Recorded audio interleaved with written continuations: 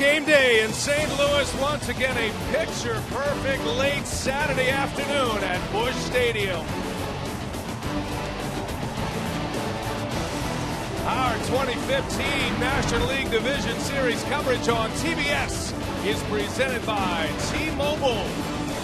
It's Game 2 this afternoon, the Chicago Cubs and the St. Louis Cardinals.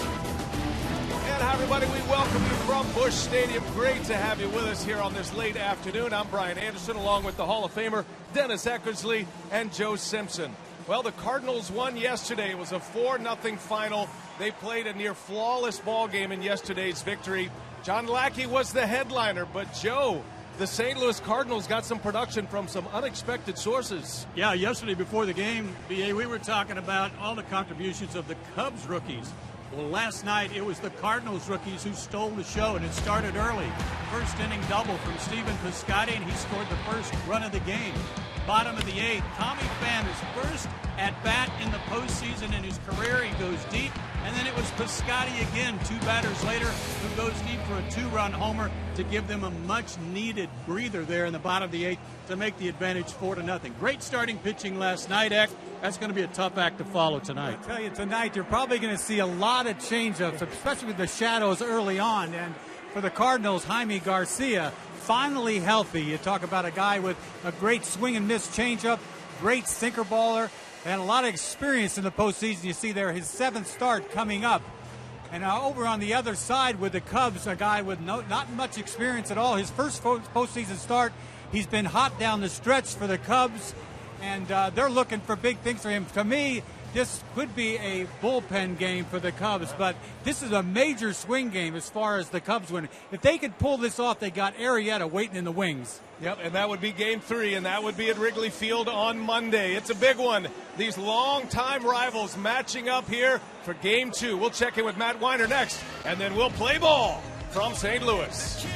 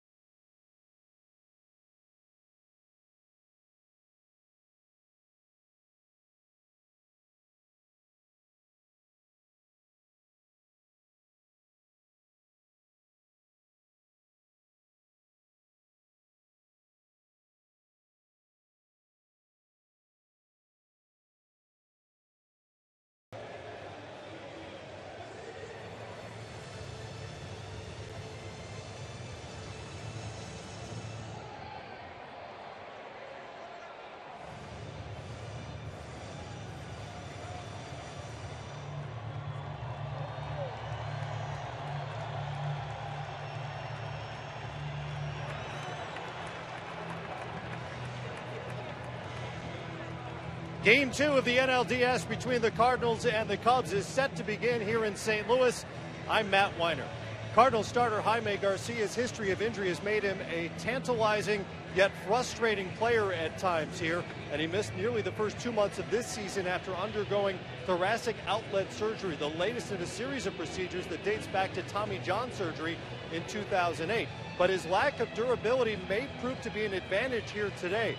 There are just 6 combined hits against Garcia among the Cubs hitters in the lineup here today. Advantage pitcher. Cards first baseman Brandon Moss, who likewise has never faced Kyle Hendricks, told me, you can watch all the video you want, but there's nothing like seeing the stuff and the delivery of a pitcher in person. Brian? All right, Matt, thanks a lot. That has been a big topic here today with the Cubs and the Cardinals, for that matter. The stuff of Jaime Garcia as he hits the field. The Cardinals right behind him. And we are just about ready for Game 2 of this NLDS.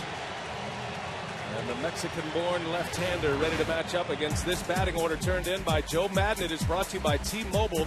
And we highlight Jorge Soler, the 23-year-old Cuban-born rookie in his first postseason start. Did get a pinch hit appearance last night. Bryant, Rizzo, and Castro are hitless thus far in 2 postseason games, right in the heart of that Chicago batting order. Shutout last night, 4-0. That was John Lackey last night doing most of that work. And Eck, today it's going to be Jaime Garcia. You talked about his changeup. You talked about maybe this being a bullpen game, but if Garcia's right, he is a guy that can take you deep into a ball game. You see right there, he finally made 20 starts. He hasn't done that since 2011, and when he's on, I mean, he has got a great sinker moving all over the place. Got a swing and miss changeup.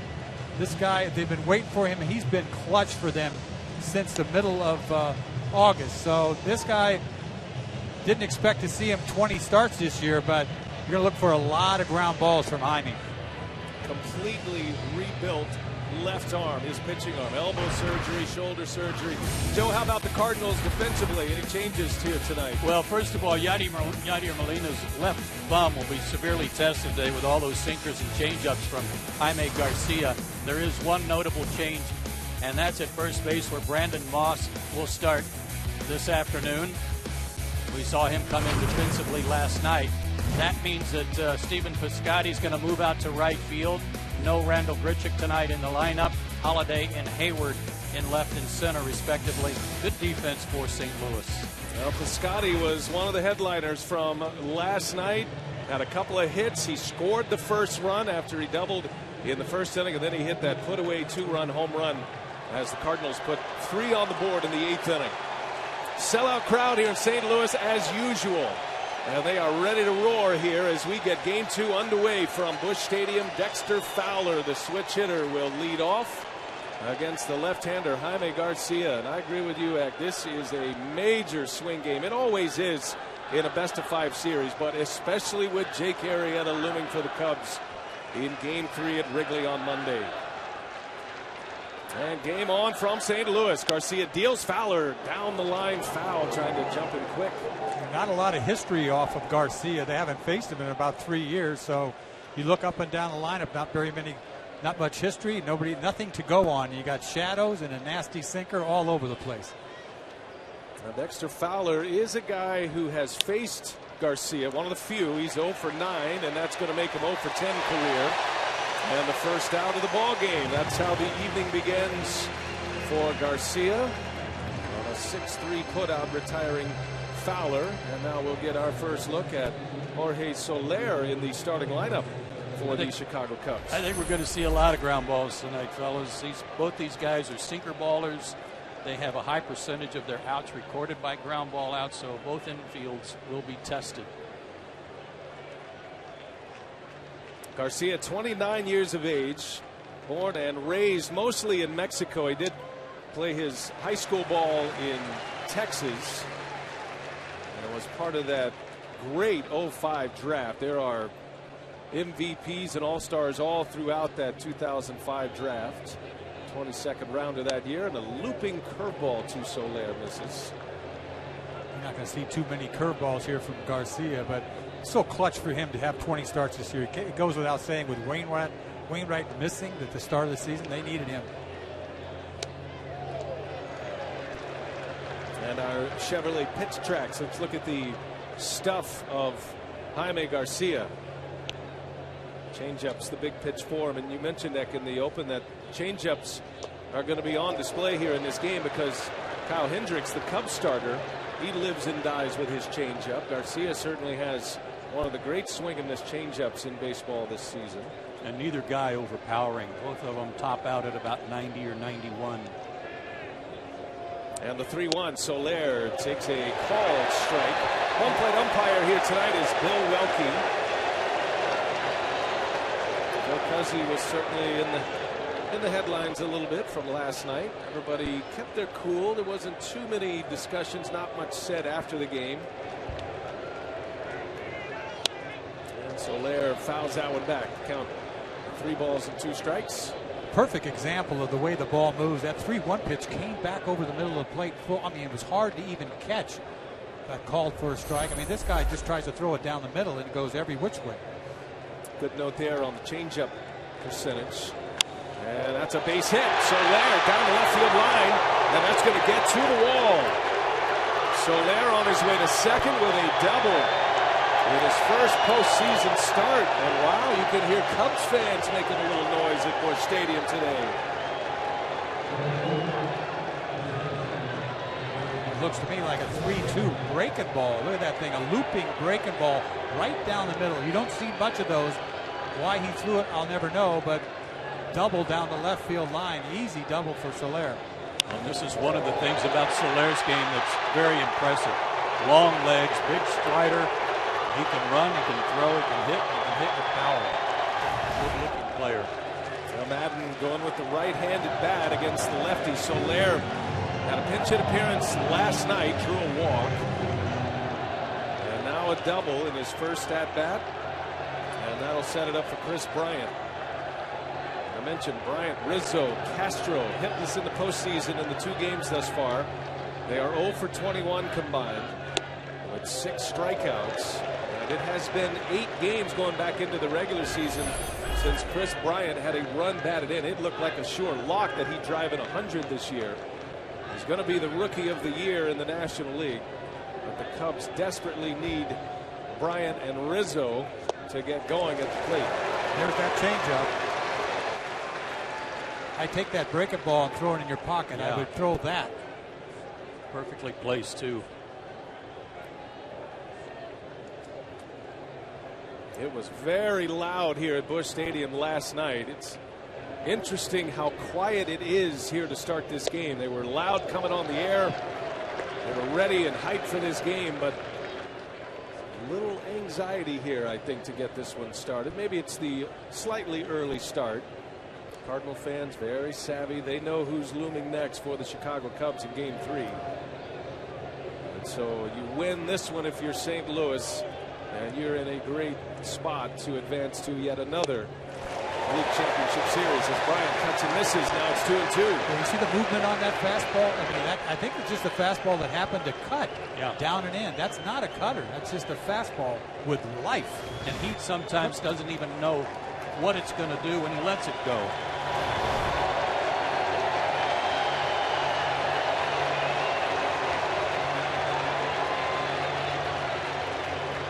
Here's a 2-2, and Bryant fouls it back.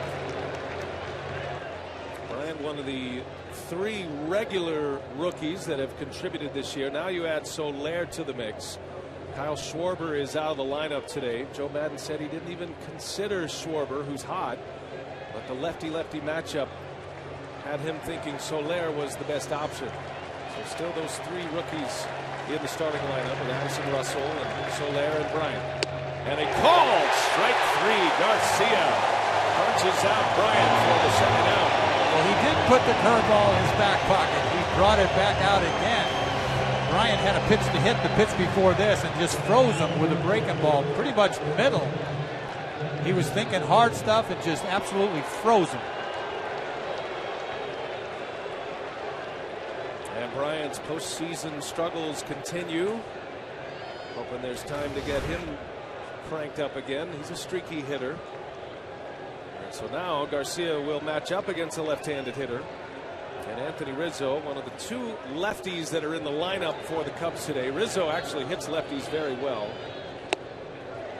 And Rizzo putting together a near MVP season in 2015, be it not for the year that Bryce Harper had with the Washington Nationals. These shadows could be playing a factor here early in the ballgame. You got bright sunshine on the batter's eye, as the guys in the studio were talking about. That will probably play to the advantage of these change-up pitchers. 2 outs, runner at second.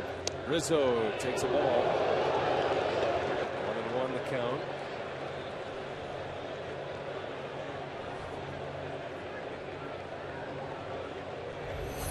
Rizzo 0 for 3 yesterday. 31 homers, 101 runs batted in this year. He finished third in the National League in RBIs. Did big damage against left-handed pitching this season. Had a good cut down.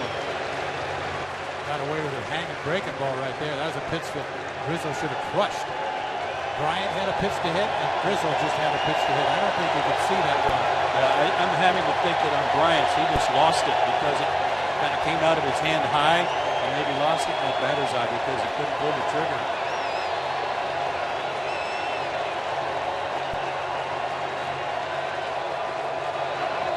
Checked up on the bat. And Rizzo, a foul tip right into the mitt of Molina. A strikeout to end the inning. Back-to-back Ks for Garcia to start his day.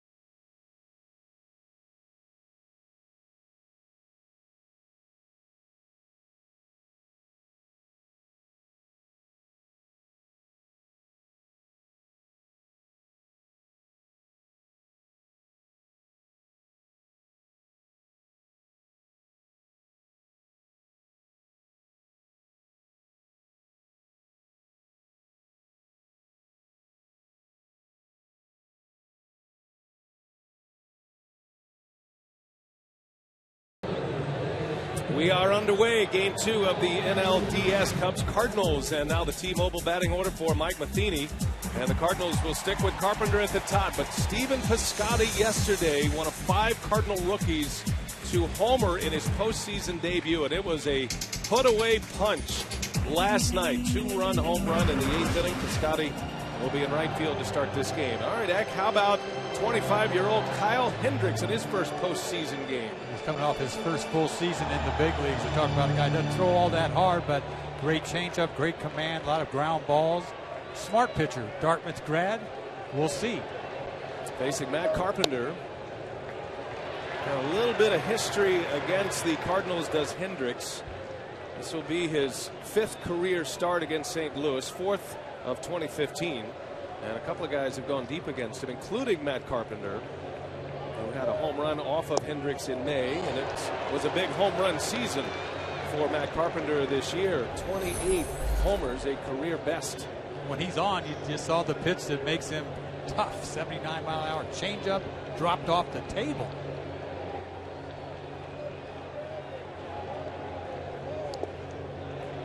And went back to it. He misses low. Carpenter is the guy who gets it going for the St. Louis Cardinals. He's an excellent leadoff hitter, Joe, but he brought the power game to his game this year as well. Slugging percentage up, home runs are up. We talked with Mike Matheny before the ballgame about several of their hitters who he believes would come more. And that ball's deep into center field. Fowler, who plays shallow, on his way back, and this ball is gone. Matt Carpenter out of the gates. Solo home run to start it for St. Louis.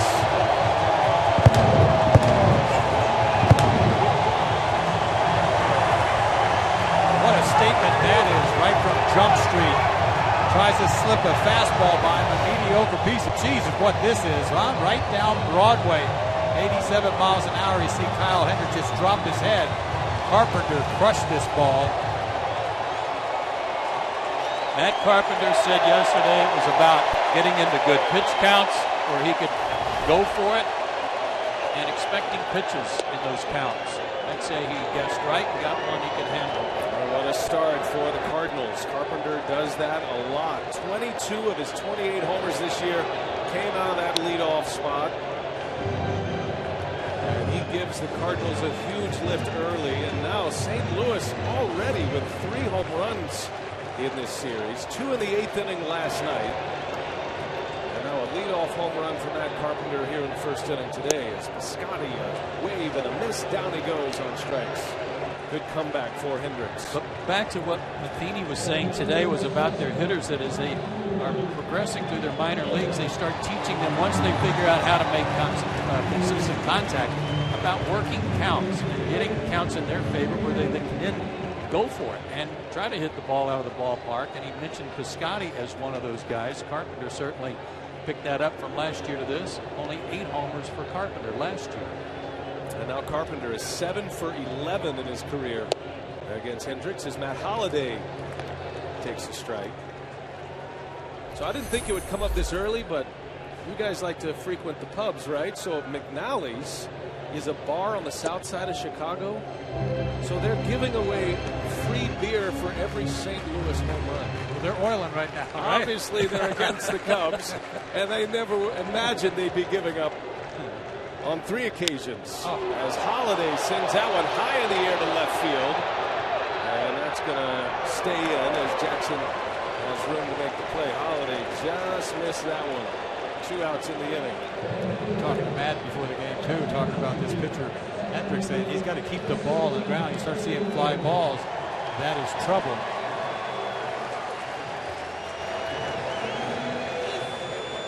Hendricks was 8-7 on the year. He had a low number of decisions, not because he didn't start much, but because he had 17 no decisions this summer.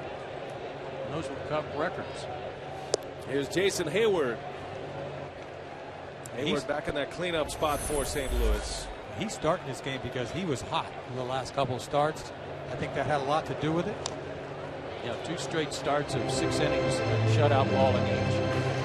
Hendricks was racking up strikeouts as well. It looked like a dead heat just 2 weeks ago on who that 3rd starter was going to be if they advance into the division series. Jason Hamill or Kyle Hendricks. You could even throw Wood in that mix as well. Wood remains in the bullpen. Hamill's going to get game 4 unless they need him out of the bullpen here tonight. Joe Madden said he wouldn't hesitate if he needs to make this a bullpen game. But he was very hopeful that Hendricks is going to be able to pitch deep into this one. If he can give him 6 innings, which I think for Hendricks would be considered deep into a postseason game, Madden and the Cubs would be ecstatic. 2-2 the count on Hayward.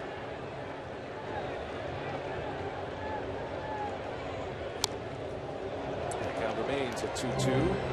It's funny how his changeup, he punch out from Piscotty. It was a changeup. It looked like a slider. He can make, like you said, he can make it go both ways. And he can cut it.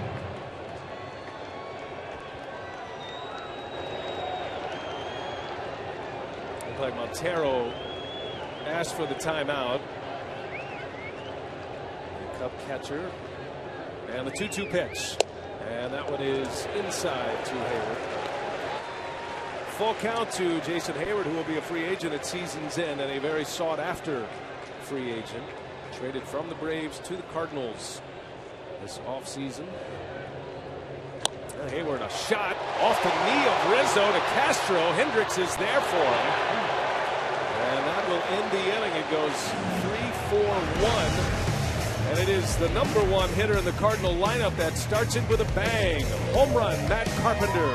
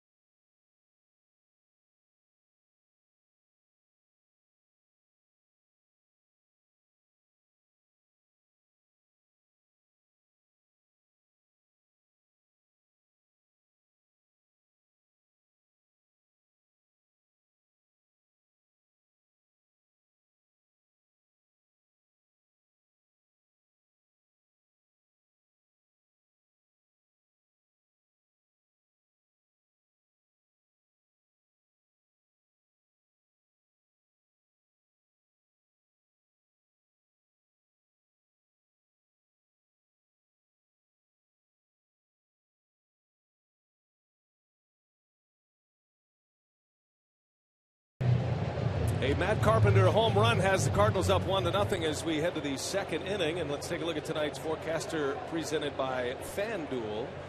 And we're looking at Jaime Garcia's ground ball percentage in his career. So it's 57.1. That's very good. And it's been even better this year, Joe. Yeah, not as good as this year. It was 62%, which is extremely high.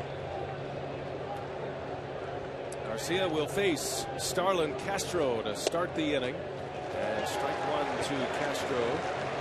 So Bryant and Rizzo with back-to-back Ks in the first inning with a runner at second base. So Lara doubled for the Cubs. And then Bryant and Rizzo go down, and the Cubs leave another man in scoring position. And now Castro, and he bangs one through for a base hit. Starlin Castro with his first hit of the postseason. And the Cubs have a man on to start the second inning. Guys, it's no secret that the Cubs need Bryant, Rizzo, and Castro in the middle of their order to do some damage in this series. Not just this series, but if they advance, they've got to have those three guys clicking. We can talk about the rookies and the contributions they make outside of Bryant, like Schwarber and Addison Russell. But those three guys in the middle have got to start picking it up. And a good start for Castro this afternoon with a single up the middle. And now here is Austin Jackson with the left-hander on the mound, and a left-hander that most of these Cubs have not faced. Madden goes with one of his bench players, Austin Jackson, who the Cubs acquired from the Mariners.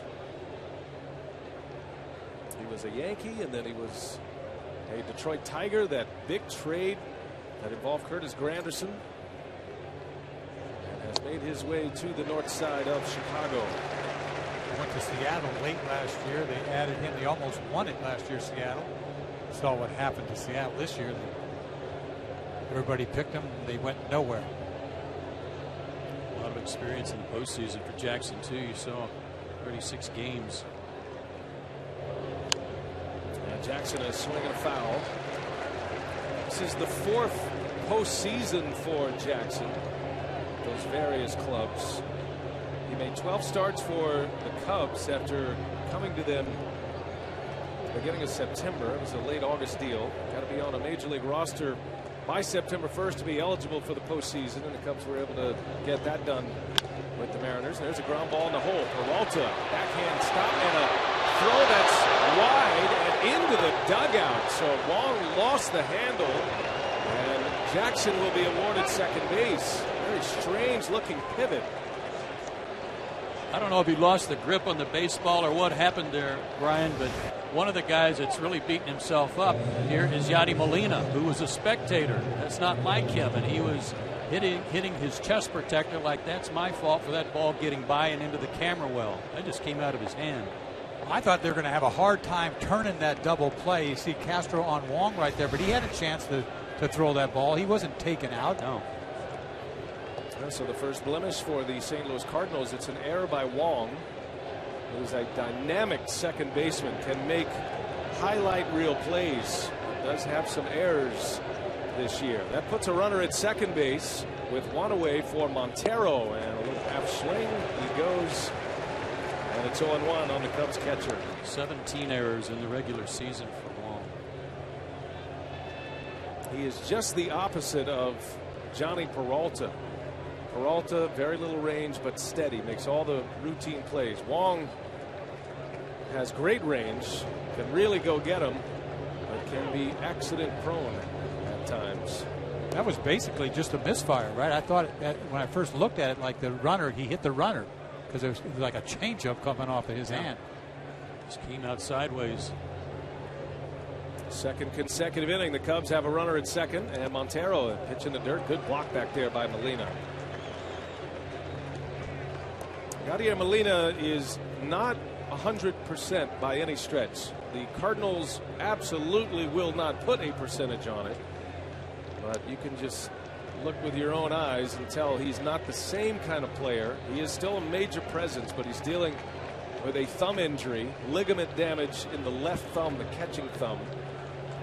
Runner takes off. Jackson, Molina's throw to third base is late, and that one belongs to Garcia. Jackson got a running start and a big stolen base early. He's there with just one out. That got the Cubs players off their bench in the dugout too. They were all standing and cheering. That's definitely on Garcia. Just gave him one look, and Jackson had him timed. No chance for Molina. Easy into third. So a key early stolen base, and now the Cardinals will bring their infield in. The former Diamondback Montero in his first year with the Cubs. Chance to drive in a run. That misses down and away, and you can see Molina didn't catch that one well either.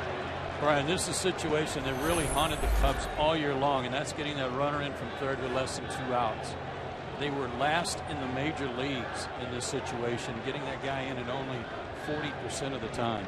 It's hard to figure, too, a team that scores as many runs. They were one of the highest run-scoring teams post-All-Star break. Montero works a walk. First and third in the second. The Cubs putting up a threat early. Well, it's Chevy Truck Month, and it's time to make a strong decision, like choosing a Chevy Silverado. Chevrolet is proud to be the official vehicle of Major League Baseball. Here's where the pitcher batting eighth kind of sneaks up on you. You've got him batting eighth, Russell ninth. So it kind of limits you on what you might be able to do as a manager. Kind of backfires on you right here. Yeah.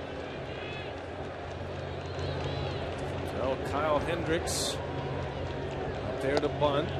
Interesting note here on Hendricks. You might have seen it already, but he is the first pitcher to bat 8th in a postseason. The only other pitcher to hit higher than 9th in a postseason is Babe Ruth. Game 4 of the 1918 World Series, by the way, against the Cubs. He was hitting 6th that year for Boston. As Hendricks gets a bunt down, it's a safety squeeze. Jackson will score, and Garcia throws it away. Both runners will advance. The Cubs tie it, and a defensive breakdown inning here in the second for St. Louis. I mean, you know he's going to bunt. I mean, to me, you should be ready for anything right there. But they didn't give it away. And Garcia never looked home. He picked the ball up and immediately was ready to throw to first, but never looked home. It's almost like somebody yelled at him or something, because he looked to first and then went back to looking at home. Like, what are you doing? And then off balance, flat-footed, threw it away. It looked like Molina was setting himself up ready to take the throw, though. Great speed, great excitement created by Austin Jackson already here. Derek Lilliquist, the Cardinal pitching coach, a quick visit just to settle things down. As the Cardinals kick it around here in the second inning, that will be officially scored as a sacrifice bunt for Hendricks. Give him an RBI and an E1 on Garcia. Jackson was the real instigator there, stealing third base and then scoring on the safety squeeze. Like we said, what a great idea to bat your pitcher 8th. First and third situation. Jackson didn't give it up. He had no lead at third base. Second and third now. Still just one out. Here is Addison Russell, and he takes a strike from Garcia.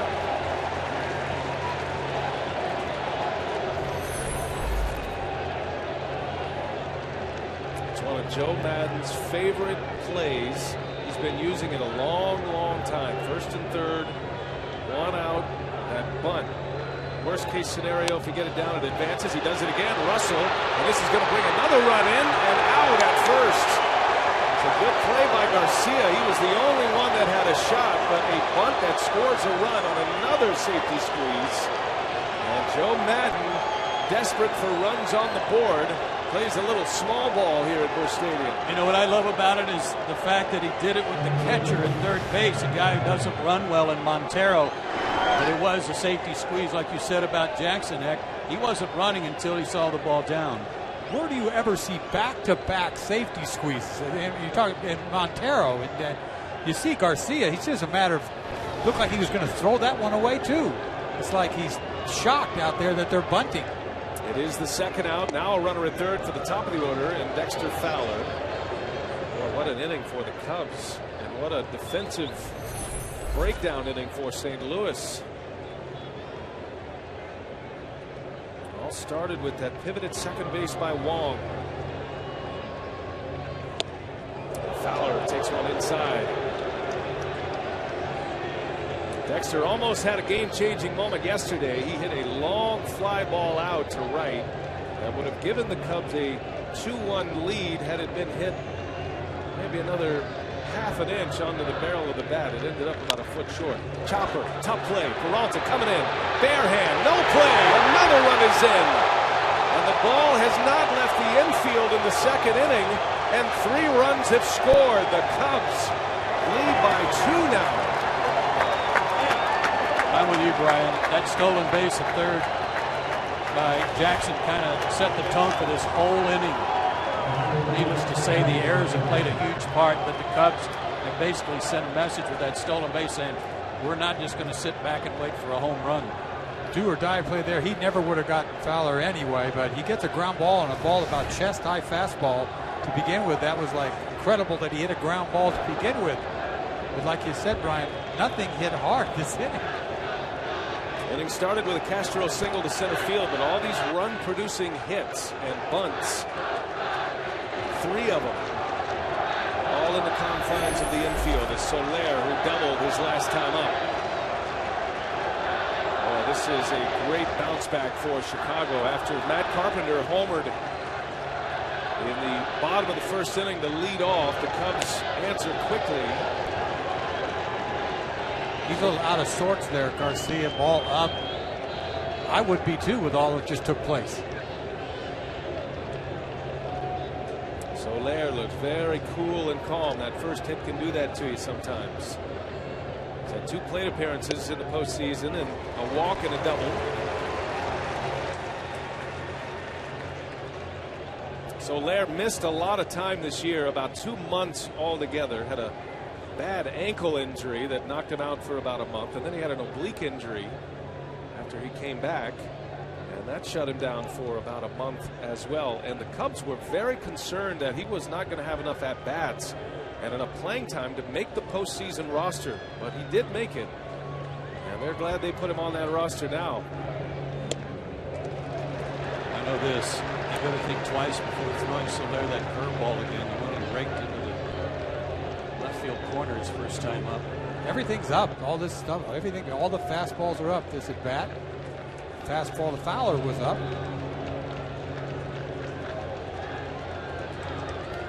Fowler at first with 2 away. 3 runs are in for the Cubbies. And a big swing and a miss. That ball started right down the middle and just disappeared. I don't know how Molina catches it.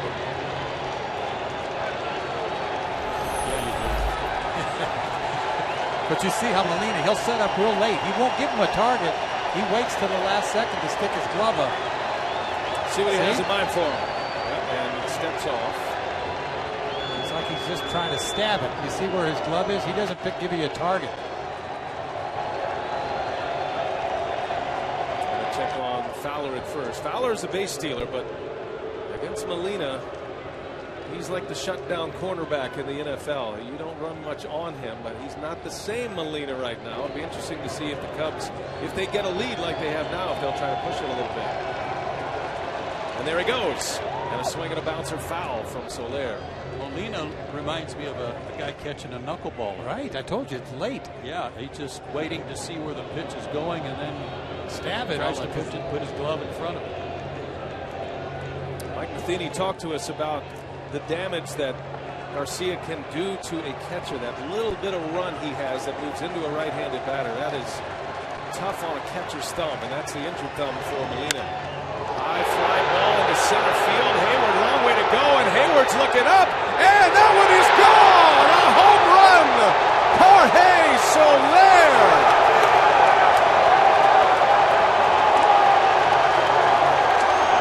Welcome to the postseason, senor.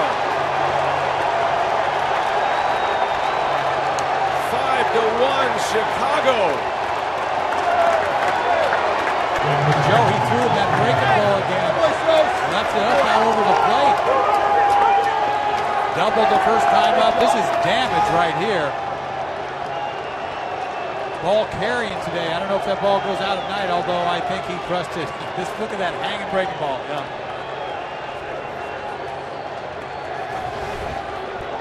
What an inning for the Cubs. Now Bryant is up and is swinging a foul. Cubs show their sick power they have from those young kids. I've heard nothing but crazy things about Soler, and I finally see him hit the ball the other way with authority. Yeah, he's extremely strong, outstanding talent. And now Bryant sharply on the ground to Peralta, and that will retire the side. What an inning. 2 safety squeezes for the small ball, and then the big bomb by Soler. 5-1 Cubs.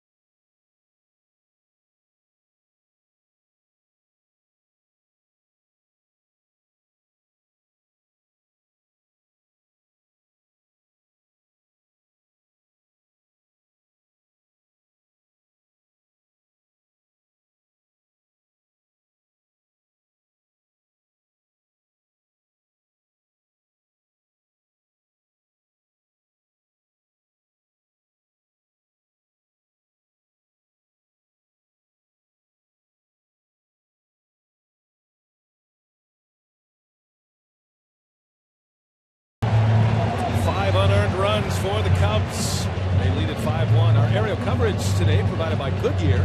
Everything Goodyear has learned making tires that go the distance inspires what they roll into yours. Goodyear, more driven. Busch Stadium version 3, downtown St. Louis. And that highway that is next to the ballpark is 55. And that's the road to Chicago, and we'll all be on that highway after the game tonight, setting up for game 3 at Wrigley Field on Monday. Look forward to that one. Kyle Hendricks now has a 4-run lead. Boy, this one turned quickly after the Carpenter homer in the first. The Cardinals commit 2 costly errors in that second inning, and the Cubs do big damage, scoring 5 runs. Not one of those runs was an earned run in that inning. That was a good pitch he didn't get. Would have got it last night. Chevy pitch arsenal for Hendricks there as Peralta. And oh, what a play. Russell to his feet. Throw to first in time. My goodness. Addison Russell showing some serious range for out number 1. Yeah, that wasn't a 25 hopper that he made a diving stop on. Breaking ball. He got that on the first hop. Great stab.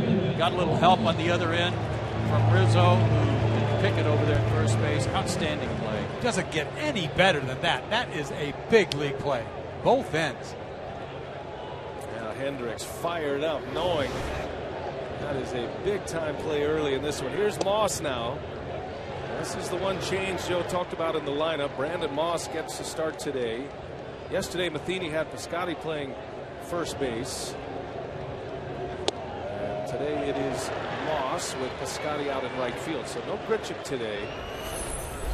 Moss finished the season swinging the bat pretty well, Brian. That was one of the reasons he made the change. He wanted to see if he could carry that into this postseason. One of their hotter hitters. He was 4 for his last 7. 4 hits in his last 7 at bats in those 3 October games. Had a couple of doubles as well and 2 walks. He's been packed up for a while to get this start, and Hendricks gets the strikeout. His second punch out, 2 up and 2 down in this second inning. That's a swing and miss changeup. You see it once again. Moss all or nothing. I know you're a believer in this shutdown inning type mentality too. That's why that play at shortstop. I'll tell you what, I'm going to go kiss him over there for that. Are you kidding me? Bullet, you get an out. Yadier Molina now with 2 away. Molina been taking a lot. Lance Lynn started warming up just at the end of that last inning with Garcia on the mound. He has continued to throw while the Cardinals are at the plate. I can give you an idea that he's coming in for the 3rd inning. We'll see. Garcia with his head down, dejected on that bench. And one of the errors was his error that really set up the inning as Molina into right field. Back on it, Soler with the glasses on, and that's a 1-2-3 inning. And that shutdown inning you're talking about, Ed. Cubs lead at 5-1. We go to the 3rd.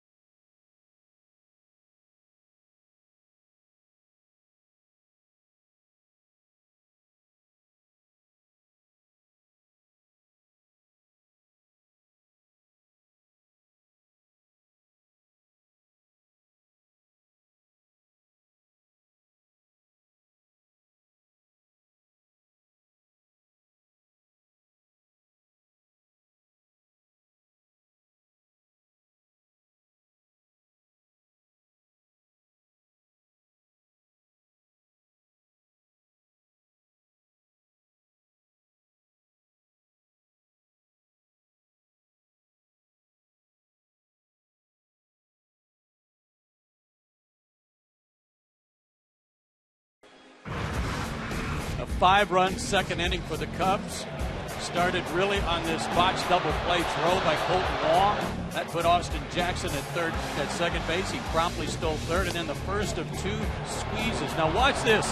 Garcia heard Molina calling for the ball. He looked back, then he had to rush his throw to first, threw it away. It led to a big inning. It also led to him leaving the ball game. And the box score is going to show that Garcia pitched 2 innings, no earned runs, but he's out. Lance Lynn is the new Cardinal pitcher. 31 starts for St. Louis this season, and now working out of the bullpen in this postseason. This is a guy that may have started game 2 if he was throwing the ball well, but he's given them a lot of innings this year. 31 starts on the season, 12 wins, a low ERA. This guy throws nothing but fastballs, but 85% fastballs. A lot of experience in postseason. This is his 24th appearance in postseason. 14 out of relief, but you see the fastballs there galore. Yeah, that's a different guy than what was out there moments ago. This guy is a power pitcher, 90 to 94. Hard slider. Anthony Rizzo leads off for the Cubs. Cardinals got a run on a Carpenter homer in the first inning, and then the Cubs score 5 runs in the second. And Rizzo draws the walk. And that might be the thing that gets him going. Rizzo is still hitless, but that's a walk to start the 3rd inning. Mike Matheny's had to go to plan B early here. Lance Lynn, one of his starters on the original schedule, one of his 4 starters for this NLDS. Michael Wacha and Lance Lynn. Lynn was scheduled to pitch game 4, but they'll make the adjustment for that down the road. They need him here in game 2 this afternoon. Michael Wacha will get game 3. He's got Jake Arrieta to deal with on Monday at Wrigley. Dennis, I'm curious about this quick change. I know it was a 5-run inning. They were all unearned. One of the errors by Garcia himself. Do you think they kept Lynn warming up because maybe the body language of Garcia when he came to the dugout, that he was down in the dumps, and thought, we need to get him out of there? I thought he lost it, didn't you? I mean, I really did. I said he's out of sorts. I mean, he really was. It just affected him. Those 2 plays, it can't help but affect you right there. I mean, you make a bad throw, you duplicate it again. He almost threw it away again, and he was up, to begin with.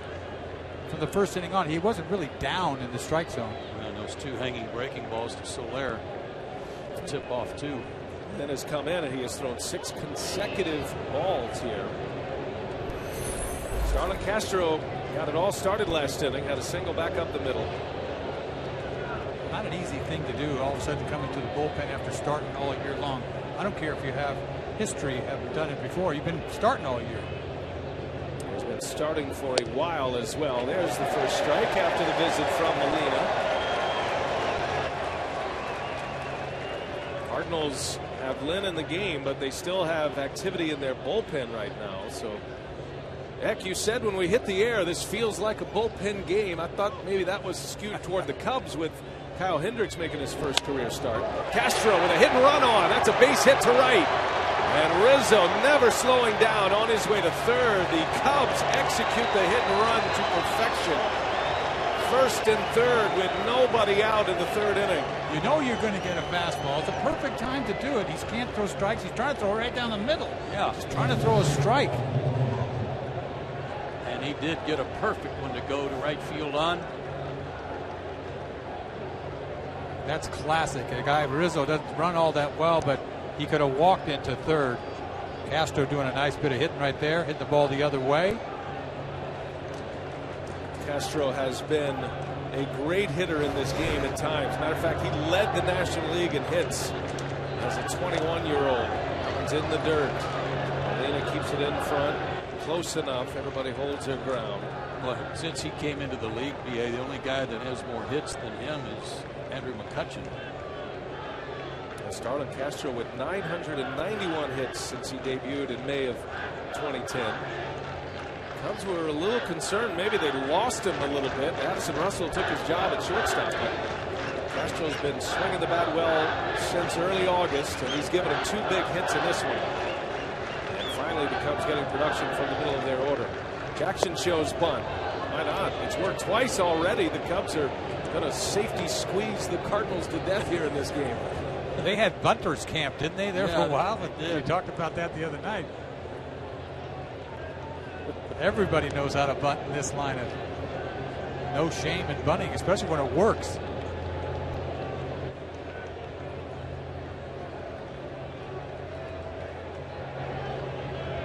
First and third, nobody out, and a swing and a roller to third base. That's foul. Foul ball. Called quickly there by the home plate umpire, Welke. Right off the foot of Austin Jackson. Jackson was the real spark plug, the real igniter last inning. Yeah, you can see clearly off the top of his foot. Got a shin guard, but he needed something on his instep.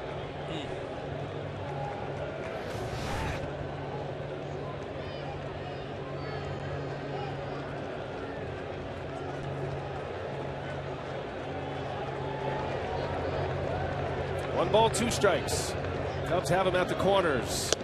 And that one misses a 95-mile-an-hour fastball. Gary Jones going through the signs again. Reminds me of UL Washington with that toothpick. Yeah. That's a rally toothpick for the Cubs today. UL was probably his eye. And that's up and away. So Lance Lynn has come out of the bullpen, and he has struggled to find the strike zone.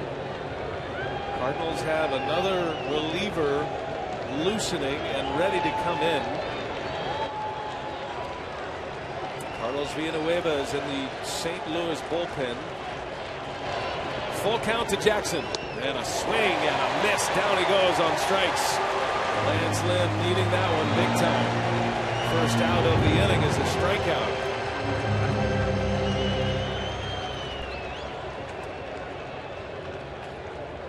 Well, official caps, hoodies, jackets, and more. You can celebrate with your favorite team at the MLB.com shop.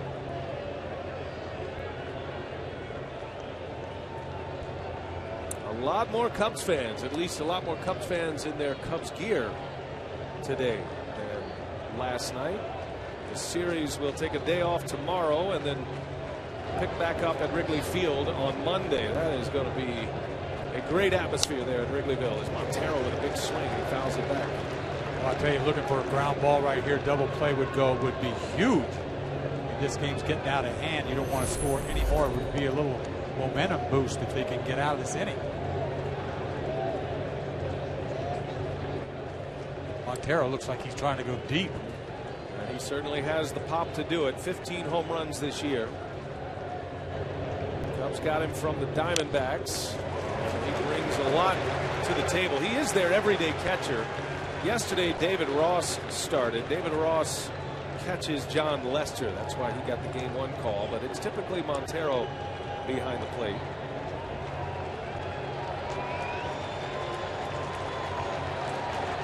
Cubs carry three catchers, Ross, Montero, and Schwarber. Although at this point, Schwarber pretty much just an outfielder. 0-2 the count on Miguel Montero. And Lynn's pitch is fouled off. Here's another one of those runner at third less than 2 out situations though for the Cubs that he talked about. Was a problem for them most of the year. An opportunity with a fly ball just to get that guy in from third and add to your lead. And while Joe Madden believes in the safety squeeze, he doesn't believe in it that much to have Montero try to do it. So Montero's been up there swinging away. Down and away here. And this is away.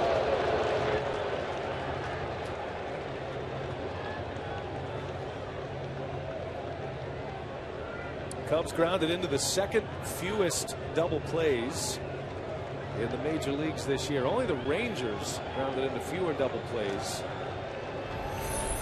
Montero would be the candidate. Montero with a big swing. That is no two-strike approach right there. That's a full-on hit one into the bleachers swing. He's trying to get one in the air over the seats. I mean, that's what he's doing. It's a weird situation with a pitcher on deck. You got to be careful, but he's going after him. And that may be why Castro is still at first base. Even if he swipes second, right, put Montero on and work to Hendricks. Big spot for Lance Lynn. Here's the pitch, and Montero ground ball at his pass moss. Wong's got it, and Lynn is there for him. However, another run comes in for Chicago. A well-placed ground ball by Miguel Montero. And a run is in on Lance Lynn. The Cubs now have a 6-1 lead in the third inning. That was a good at bat. He fought off some pitches, had some good hacks and some fastballs. And on that, what looked like an off-speed pitch, able to top it into an RBI. Did a good job because he didn't hit the ball hard. He hits the ball hard, it's a double play, but I agree, he had a good at bat. And these 2 run-scoring innings for the Cubs, set up by various small ball plays, the safety squeezes, the stolen base at third. Good swing. And that telling us before the game that Hendricks can swing it. Well, his numbers wouldn't tell you that, but that doesn't always mean much. He's just in his first full season in the big leagues. He hit 50 this year. Oh, 50. Yeah. That was a hard 50, though. I think that's a good idea, though, what you just said. What'd you hit this year? 50. 50 what? Well, he did drop down a beautiful safety squeeze last inning. Cubs used the hit and run earlier this inning to set up their run. You notice I don't say anything. I'm not talking about hitting. Pitchers hitting. They just don't. 0-2 the count. Runner at second, and Hendricks takes a ball high from Lynn.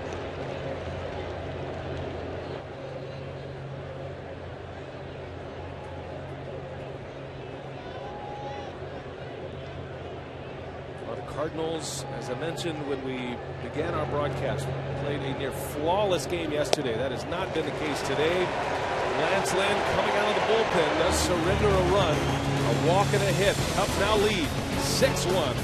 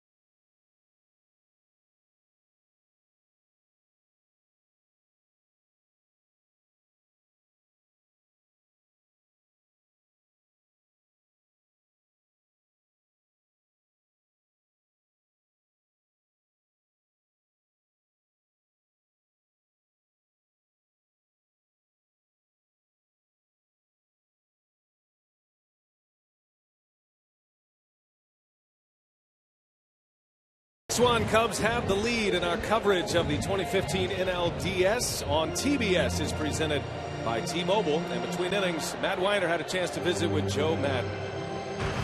Joe, I'm guessing when you came to the ballpark today, you didn't plan on 2 safety squeezes and a home run to account for your big inning. Did not. I'd be lying if I said so. We've been working on different things. You got to be prepared for a lot of different stuff this time of the year. You can't always rely on the home run. And our guys, we didn't execute the first one really well, but we'll take it. Carpenter got to Hendricks for the leadoff homer. Nothing since. What's your read on him? Well, I mean, he's actually throwing the ball pretty good. They've made some good contact, though. I'd like to see a little bit lighter contact. They'll feel a lot better. Thanks, Joe. My pleasure, buddy. Thanks. And our thanks to Joe Madden spending a little time with us between innings, talking about his right-hander, Kyle Hendricks, in his first postseason appearance. The Dartmouth grad has an economics degree, and Joe did point that out before the game. He said fly balls that are hit well means trouble for Hendricks, and that has happened on a couple of occasions in this one. And a swing and a miss as Colton Wong strikes out. Excellent changeup from Hendricks. How about no contact at all? That's all right. Soft contact, no contact. 6-1 lead.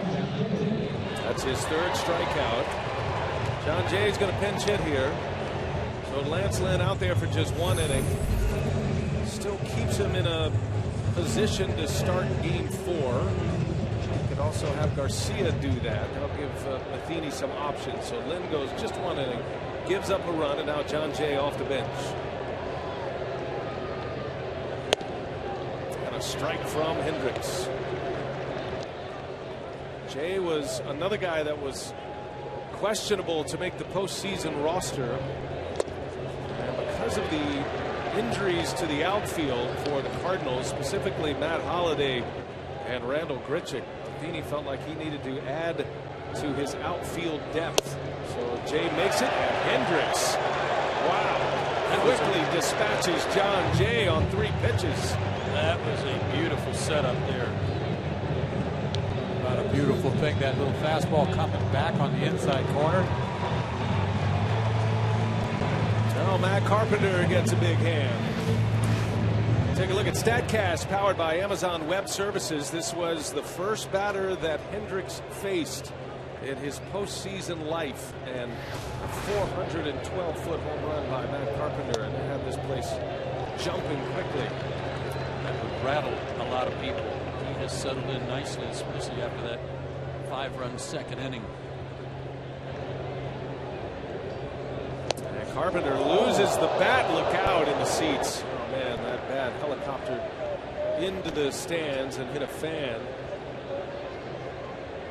That lady, I hope she's okay. That just missed the netting. Cardinals, unlike a lot of major league teams, major league facilities, they actually have a lower netting, but Carpenter's bat went flying over the top of it.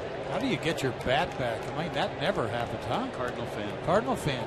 Totally. Thank God she's okay. She's got her in a hand. Got her hand up there quickly. Way to be alert. Baseball's looking into doing something about the protective netting, raising it up, running it down past the dugouts. Hopefully that happens sooner rather than later to protect fans. I'm sure there will be a gift headed her way from that Cardinal dugout. I hope so. Carpenter's got his gamer bat back, and the count 1 ball and 2 strikes.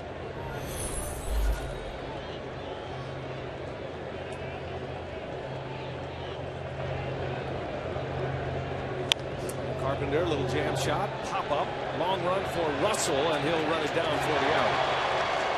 So Hendricks has answered well after that home run. 9 up, 9 down since the Carpenter long ball.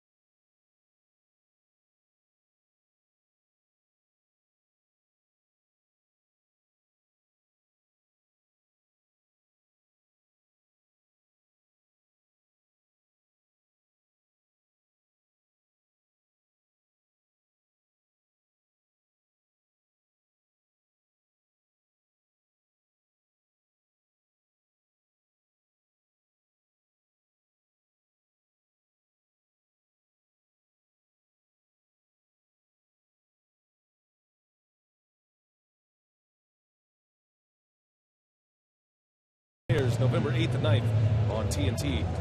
Between innings, Matt Weiner had a chance to catch up with the Cardinals skipper, Mike Matheny. Well, Mike, the 5-run second inning was largely self-inflicted, specifically on the Hendricks bunt. What happened with Garcia and the communication with Molina?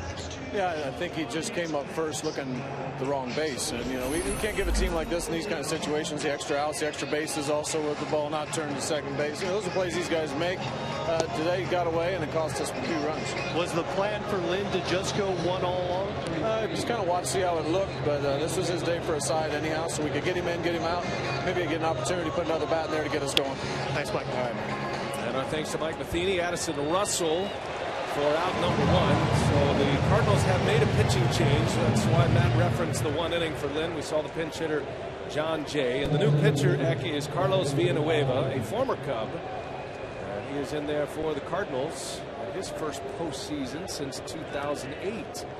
You see the games and the innings. You don't see that often out of a bullpen guy in this day and age of 1 inning. So he's a multiple inning guy, and he features almost everything. Fastball, slider, changeup, curve. Villanueva has an excellent changeup as well. And a swing and a miss. Dexter Fowler out front. Back on the left side goes Fowler, the switch hitting leadoff man. Fowler had an infield hit and an RBI in the second inning, part of that 5-run second inning for the Cubs. St. Louis is carrying 2 long relievers. Villanueva's the right-handed option. Tyler Lyons is the left-handed option for Matheny. You see the Chevy pitch arsenal for Carlos Villanueva this year. And Fowler, a hot one over to first base. Nice pick by Moss. And out number 2 for Carlos Villanueva.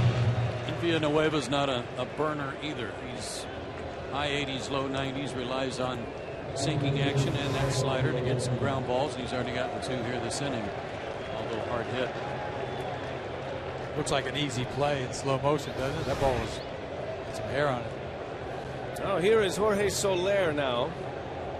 And he has been the big bat in this Cubs lineup. Joe Madden played the card, put Soler in the lineup, and he has delivered. Had a ringing double to the fence in the first inning.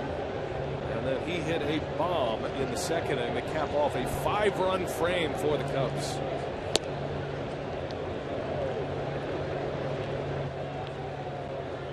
Villanueva falling behind. Soler, 23 years of age, signed a 9-year contract as a 20-year-old as a free agent defecting from Cuba. In fact, it was Yoenis Cespedes that was the first guy that year. That was 2012. That was the first window in the Theo Epstein, Jed Hoyer era in Chicago, and missed out on Cespedes. It was thought, rumored to be, that the Cubs had a good chance at Cespedes that year. He ended up going to the A's, signed that 6-year deal with Oakland. But then they got their man, Soler, signed him to a 9-year deal, but knew he needed a lot of seasoning in the minor leagues. Well, he made it quickly, and he's having a major impact on this game. That's his 4th trip on base in this series, his 3rd today. I thought he had a really good at bat last night when he drew the walk from Rosenthal. He's not going up there just free swinging, just trying to hit one into the seats on every swing. He's drawing his walks, and when he does get a good pitch to hit, he's not missing. Keeps the inning alive for Chris Bryant. 0 for 2 today, a strikeout and a ground out.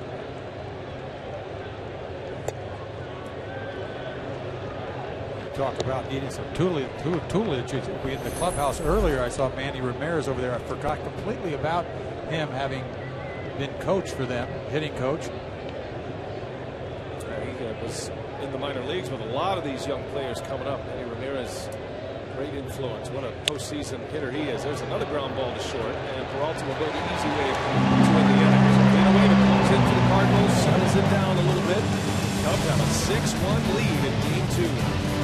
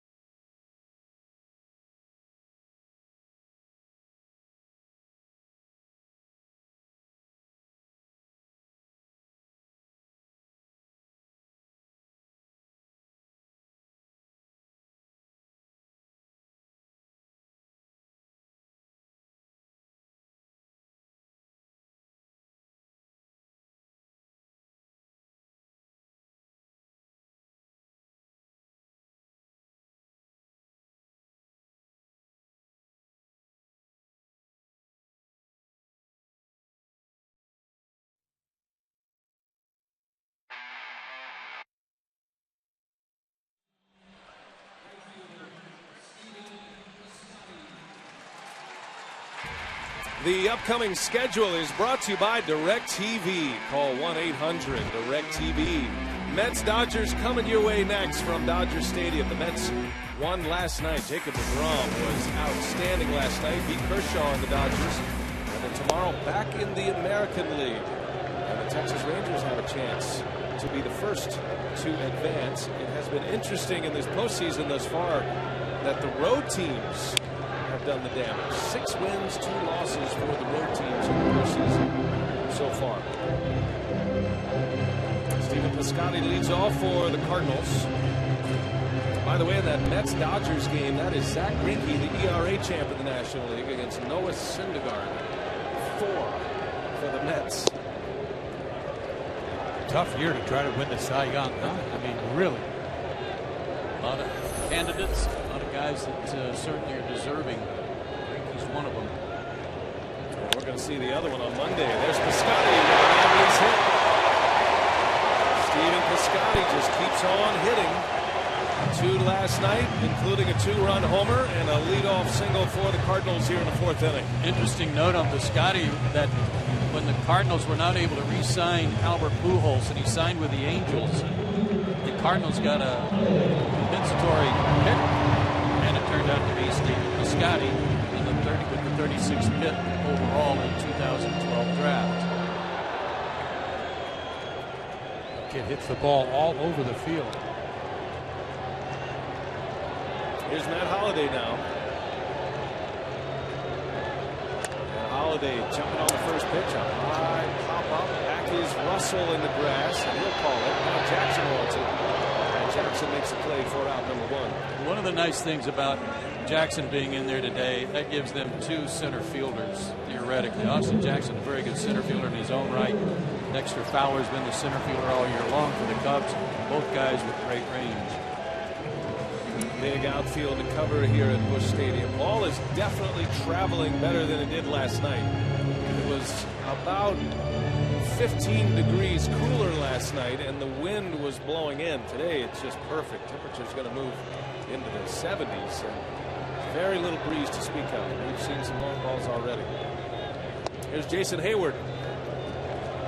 We talk about first sign of trouble, the bullpen goes to work. Madden was telling us before the game, he was talking about Wood and Cahill, and I thought it would be the other way around this, but he doesn't want to see this get taken away. It's such a different game in the postseason. Kyle Hendricks rolling along here, had retired 9 straight until that single by Piscotty. As you see Travis Wood getting loose. Madden did say he likes Wood for the bottom half of this Cardinal order. Thinks he matches up very well from Hayward on down. You got to be impressed with what Hendricks has done pitching inside with left-handed hitters to try to get some room for his changeup. He's keeping them honest, not allowing them to break over the plate. 2 balls and a strike on Hayward, and that one misses low. 3-1 the count. Really just a 2-pitch pitcher, but his changeup goes 2 directions. That's hard to do as a starter. Throw 2 pitches, but you saw him almost punch out the side last inning with it.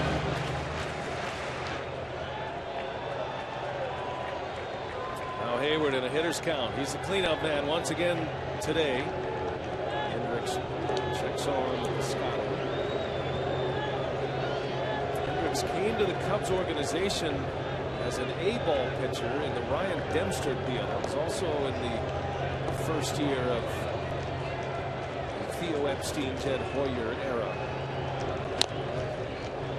And a shrewd trade that was. The Rangers had Hendricks in their system. They liked him a lot, but he was buried in the lower levels. He was just getting his professional career started coming out of Dartmouth. And was traded at the trade deadline of 2012. Dempster sent to Texas. Hendricks ended up in Double-A with the Cubs the next season in 13, and then ended up in Triple-A last year before he made his Major League debut in July of last season. He was lights out when he came to the big leagues. Yeah, 7-2 last year after he came up, and he wasn't that high a draft pick by the Rangers, an 8th round pick. 2011. He is on the mound for game 2 primarily because of what he did in his last 2 starts of the regular season. 12 scoreless innings.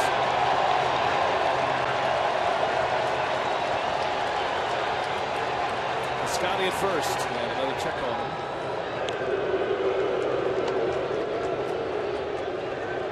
The big pitch in this game. I know it's 6-1, but you got a guy warming up. Madden doesn't want this game to get away from him at all. Find out how much trust he's got in his changeup right here. The throws over. I don't know if those are being called from the bench or if Hendricks is going over there on his own, but a significant amount of attention being paid to Piscotty. I'm locked in on the hitter right now. I would never throw over. Doesn't certainly feel like a stolen base opportunity, but he might be trying to ice Jason Hayward at the plate a little bit. Hayward asked for a timeout and is granted timeout. 3-2 change. He's got a lot of confidence in it. Let's see if he uses it. And the 3-2 runner goes, and Hayward fouls it off. He was way late on that pitch. It came in at 86 miles an hour. Goes to show you, 86 got in on him. He was sitting on that changeup. Yes, he was. Pretty good job of fighting it off by Jason.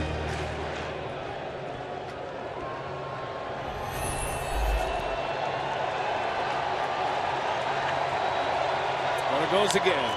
Rolls over one. And Castro makes an easy play for the second out. Piscotty will advance to second base. 2 gone in the inning. Well, StatCast powered by Amazon. We look at this great play by Addison Russell.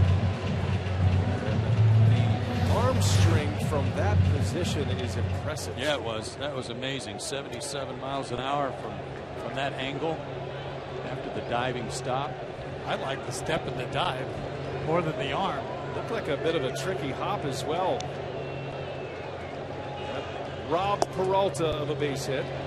Back in the second inning, that play by Russell.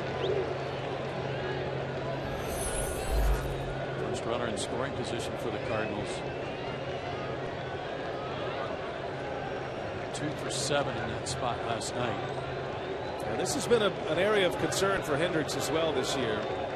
So in this exact scenario, 2 outs, runners in scoring position, opponents with a 328 batting average against him. Very high. And Peralta, big swing, fouls it back. It's 0-2 on the Cardinals shortstop. Just because he throws so many strikes and he doesn't walk that many guys, he's Definitely on the plate. Definitely. You're going to make contact. He's not a strikeout guy. I mean, he gets his strikeouts, but I wouldn't call him a strikeout pitcher. 2 outs, no balls, 2 strikes on Peralta, and a swing and a miss. He struck him out. Kyle Hendricks, with the bullpen active, puts up another 0, and the Cubs still lead 6-1.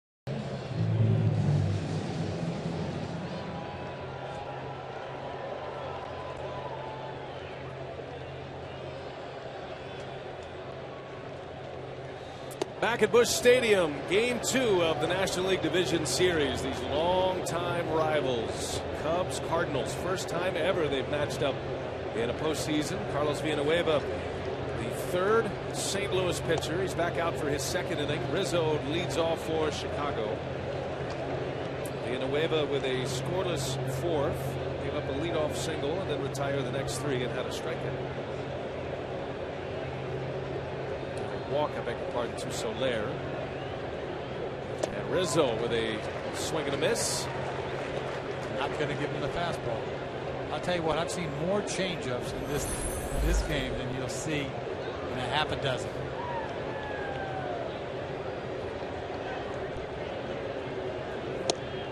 And this is down and in. So Rizzo has gotten himself into a hitter's count. Anthony walked and scored in the 3rd inning. That was off Lance Lynn. Jaime Garcia started this game with 2 innings, no earned runs, but 5 runs in the 2nd, all unearned. Garcia had one of the big errors. There were 2 errors in that inning. The Cubs had a couple of safety squeeze bunts executed perfectly, and then Soler hit a 2-run home run, the capper in that 2nd. Shift is on for Rizzo. And the 3-2 in the air to left. Easy enough for Matt Holliday. There's out number 1. There's a follow-up on Jaime Garcia. And for more on that, let's check in with Matt Weiner. Yeah, Brian, as you mentioned, it was an ugly outing for Jaime Garcia, and it hasn't gotten any better since. The Cardinals tell us he is suffering from a stomach virus. No telling at this point if that had any impact on his performance, but he is back in the Cardinals clubhouse, presumably seeking treatment. All right, thanks a lot, Matt. So now you start to think about the series moving forward. It was interesting when Matt interviewed Mike Matheny. His focus was more on Lance Lynn about being able to possibly come back in this series. Because he had to throw on the side anyway. It's like a side day. Right. Lynn scheduled to start Game 4. So we shall see how that one plays out. Here's Castro. Well, if it's anything like the stomach virus that yours truly encountered last weekend, I know I couldn't have gone 4 or 5 innings. Okay. I see. I hope you're okay, Joe. Thanks for sharing that. I'm telling you, it's rough. It causes a lot of hanging breaking balls.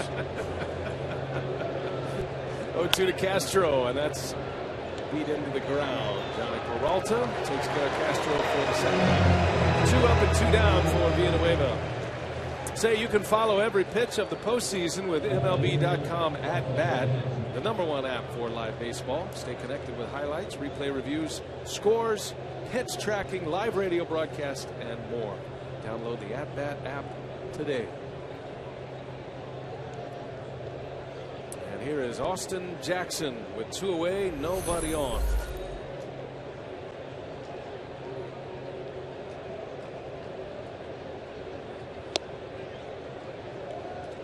About the insertion of Jackson and Soler into the lineup today.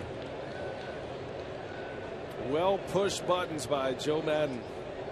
Soler's 2 for 2 with a walk. Now Jackson hits it hard into left field, but Holliday is there, and that's a clean inning and the first 3 up 3 down inning for a Cardinal pitcher today.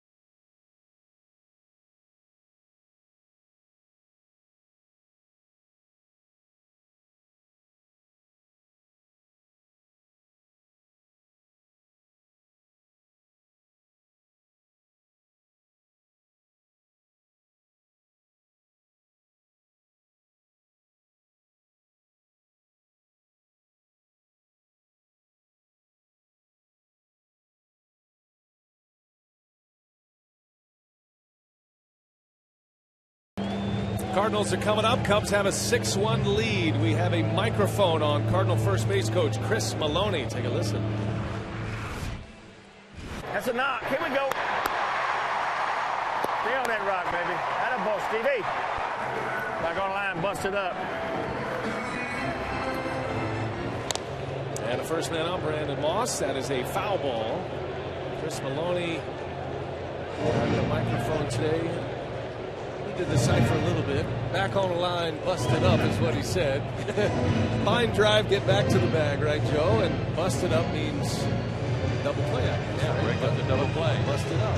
So that makes perfect sense.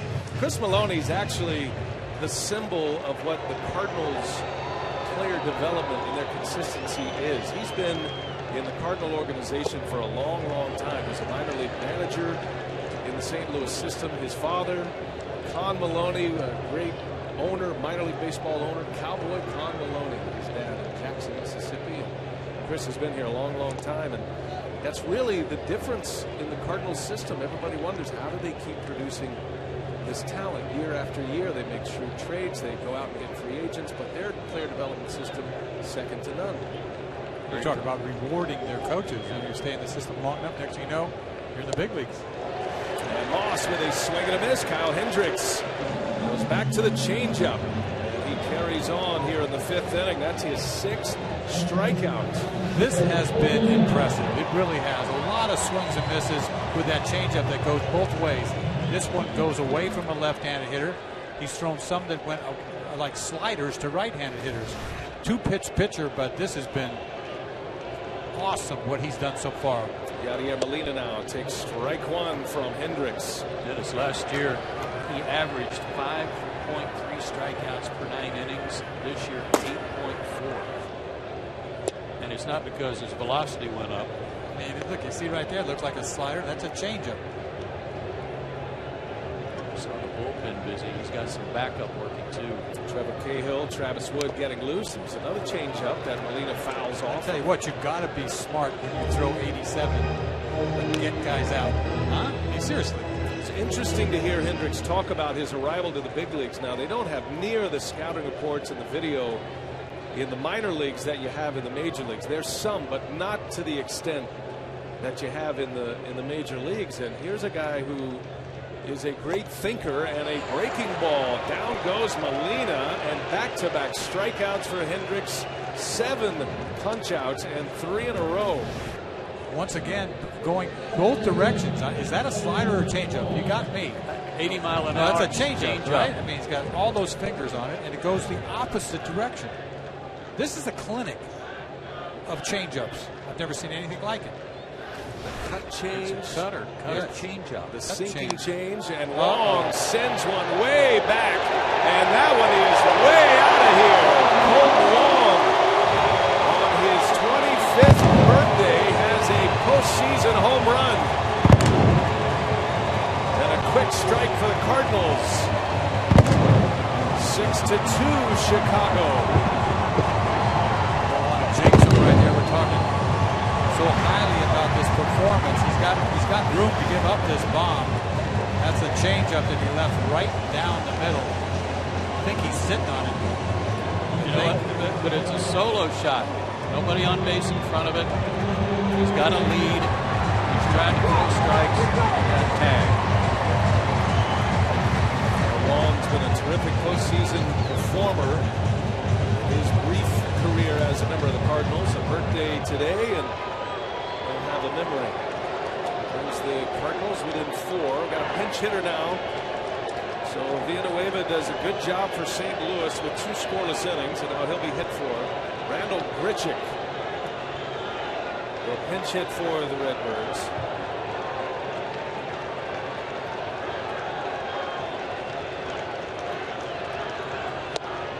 Big swing and a miss by Grichuk, who has big time power as well. Mike Matheny says he might have the most power on the club, and that includes Matt Holliday and Matt Adams.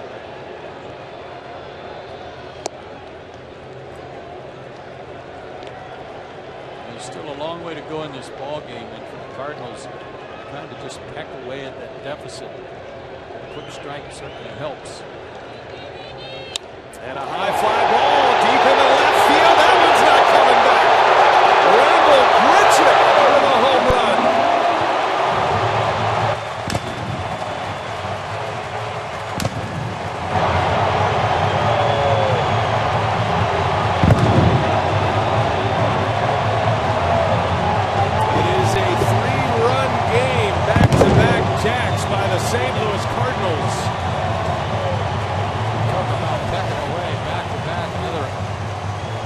breakable. We haven't seen any of those. This is a curveball. Probably one of the first, the first pitch breakable he's ever thrown tonight. That ball was launched. Yes, it was. And Matheny knew it right away. That was another 400-foot home run. The third homer for the Cardinals. Soler's got one as well. 6 home runs in this series already, and Joe Madden will not waste any more time. The crowd is back in it. Hendricks is out as Madden goes to the bullpen.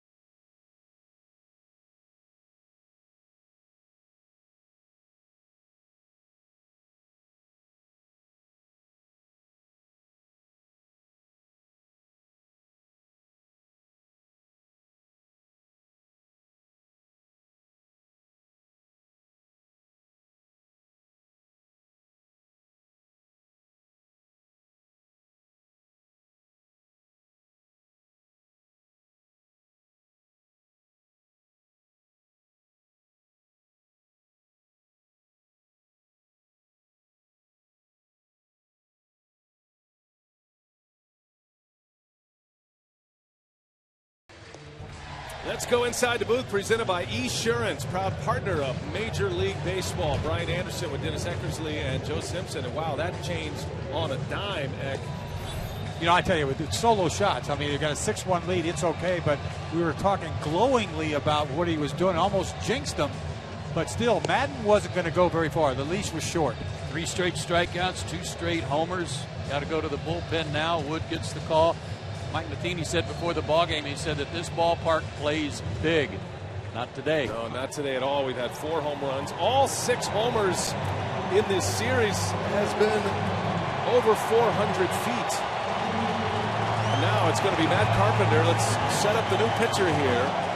Travis Wood, the left-hander out of the Chicago bullpen, trying to quiet down this sellout crowd. Wood's been good for the Cubs this year. Madden believes he is much more than a situational left-hander. He's in there to face the left-handed hitting Carpenter, but he's a guy that can get right-handers out as well. He can give you a little length. In fact, they were even talking about Wood as a potential starter in this postseason. His velocity has gone up since he's gone to the bullpen. Carpenter takes a strike. 1 ball, 1 strike. Cubs are back-to-back home runs from Wong and Bridget. A pinch hit home run for Bridget. Carpenter homered in the first inning.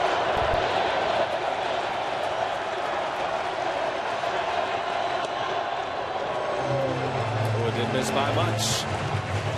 Carpenter is so pesky in spots like this. Trying to work those counts where he can cut it loose. He throws a lot of cutters. He's got a curveball when he uses it right over the top. But he missed. Same spot. Now it's 3-1, and Carpenter in the driver's seat. You can tell Matt just trying to get that last out for Hendricks, get him through 5. In the regular season, you probably let it ride to see if you can get him a win. It doesn't fly in the postseason, though. Carpenter takes a strike, bottom of the zone. Talking about 3-1 pitcher's pitch low. See where the hitter throws the bat away. He thinks it's. You never see that. You know it's a ball. You do that, right? I mean, It's right at the bottom of the zone. I got to have it. That's a strike. Wood's been working the edges. Full count, 2 outs. And Carpenter goes, a strikeout for Wood. Big out for the Cubs. But St. Louis is right back in it. Back-to-back home runs. Colton Wong and Randall Grichuk. It's 6-3 Cubs as we go to the 6th.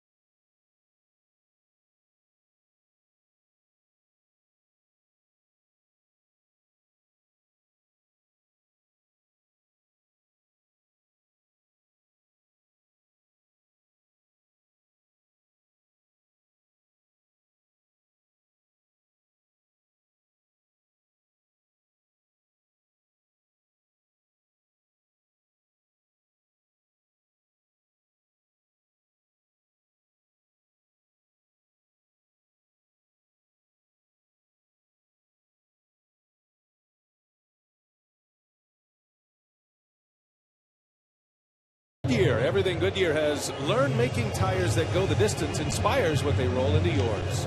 Goodyear, more driven. St. Louis getting back-to-back home runs from Wong and Grichuk, and they are back in it. It is a 3-run game now, and Matheny goes back to his bullpen. Seth Maness will enter, and Miguel Montero at the plate for Chicago. We go to the 6th inning, game 2 of the National League Division Series. Maness, a lot of ground balls. Sinker not overpowering by any means. 5th in the National League in appearances. Seager's used a lot. This guy's got good action though on his fastball. Moves a lot. Carlos Villanueva goes 2 scoreless innings for the Cardinals, and a big swing and a miss. Montero and a 2-1 count. Chevrolet pitch tracks for Seth Maness. See his breakdown. And Montero was late, fouls it off. No cross seamers there. I think probably 2-seam with his fastball. Well, this guy's been in a lot of postseason games for the Cardinals over the last several years too. 15 postseason games and an 0.84 ERA. He's done a wonderful job for them. Getting out of innings, he can get a lot of double plays. Or in this case, starting an inning clean. Only the Pirates had a better ERA from a relief corps in the National League this year. Cardinal starters had the best earned run average. Shift was on a bit, and out in the grass is Wong, and the rangy Wong makes a nice play on Montero for out number 1. By the way, those back-to-back home runs by the Cardinals last inning, the first time the Cardinals have had back-to-back homers in a postseason since Albert Pujols and Scott Rowland did it back in 2004. That was in that series against the Astros. Was that off Clemens? I believe it was. I think so. Here's Wood. So the Cubs pitcher will bat, and he handles the bat well. Travis Wood has 9 career home runs, as a matter of fact. We talk about pitchers hitting 50. This guy's not in that category. Well, this guy goes yard now. Joe, you'll remember, I mean, we were there 2010, the Roy Halladay no-hitter. The closest ball to a hit was off the bat of Travis Wood. Jason Worth made a great diving catch, but that was really the only ball that had a chance to fall in that game, and that Halladay no-hitter against Cincinnati back in 2010. I remember the last play of the game. That was the play. Brandon Phillips. Yes. But he's 3 for 30. And down he goes. He's still a pitcher. I still have. It's still the first time I've seen a team shift on a pitcher. Right, it's a good point. Yeah, he's got enough on the spray chart to warrant that, and the Cardinals don't shift that much either. All right, so 2 quick outs for Manus. Worm's starting to turn a little bit here. Cubs are anxious to get back to the top of their order. Here's Addison Russell, who bats 9th, but a position player. Cubs had a 6-1 lead up until the back-to-back homers last inning. Those came with 2 outs. This guy's got good stuff, and his arm action, it's like he's throwing it out of from behind his ear.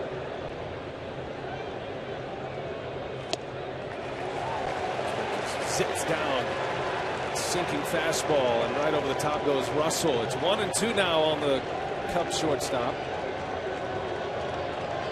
who is 0 for 1. He put down one of the 2 safety squeezes in the second inning, and flinch. Bill Welke had the flinch piece behind the plate, and look at Matheny is all over him.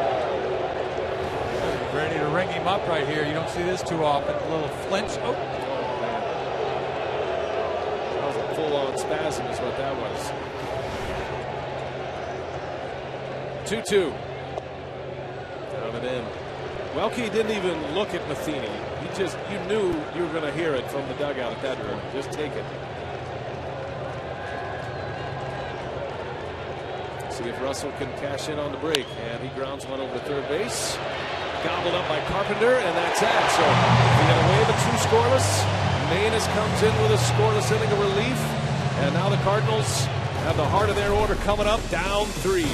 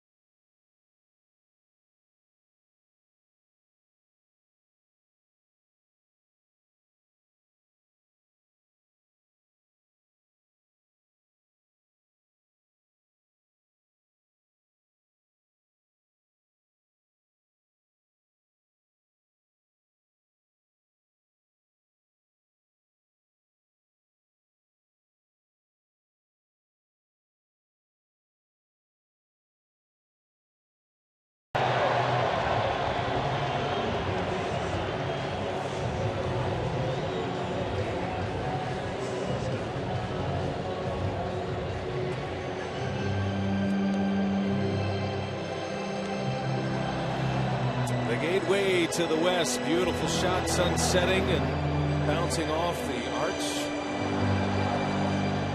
And Busch Stadium is alive again after the Cardinals get back-to-back home runs in the bottom of the fifth with 2 outs. 6-3 ball game. Piscotty on the first pitch, a fly ball slicing foul in the seats.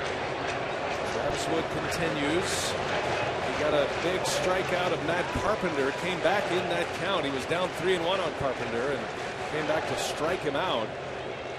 He continues on here in the 6th inning. Piscotty, Holiday, Jason Hayward coming up. Only the second postseason appearance for Wood. And the first was in that Holiday no-hitter game when he came out of the bullpen. Makes 3 1/3 scoreless. That was back in 2010.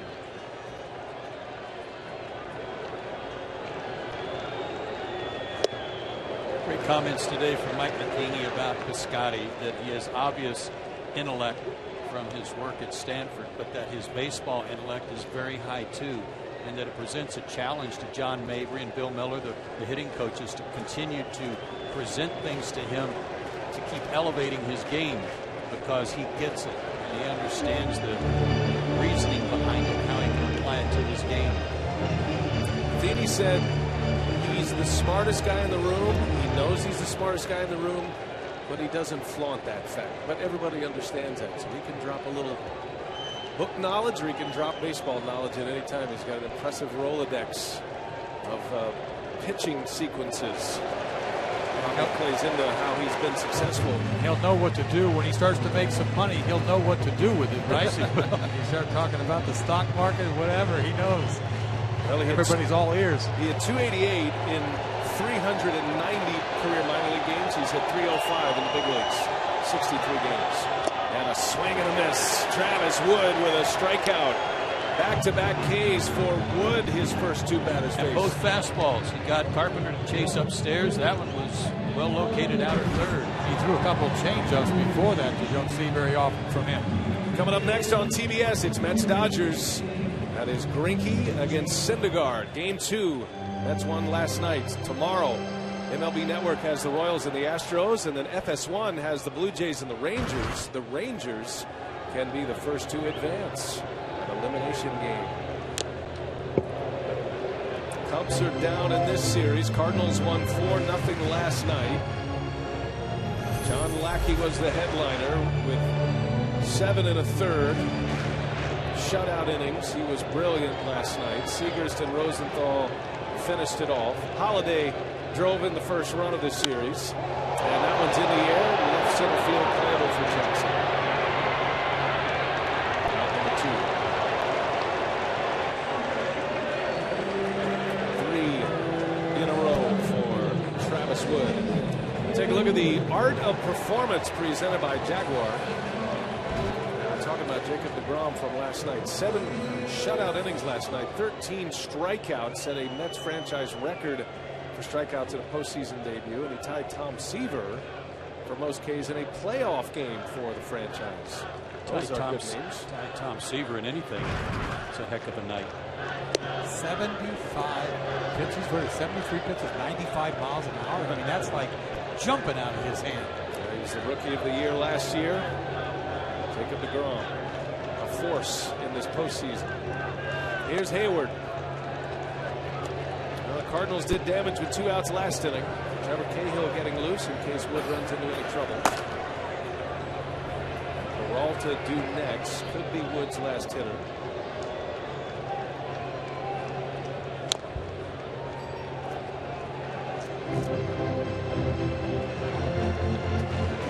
Hayward is hitless, and both of his ground balls have been pulled to the right side. And Kyle Hendricks changeup got him. Hendricks goes 4 2/3, 3 earned runs. Joe Madden said he'd be happy with 5 out of Hendricks. He'd be ecstatic with 6. He gets 4 2/3, and the Cubs have the lead.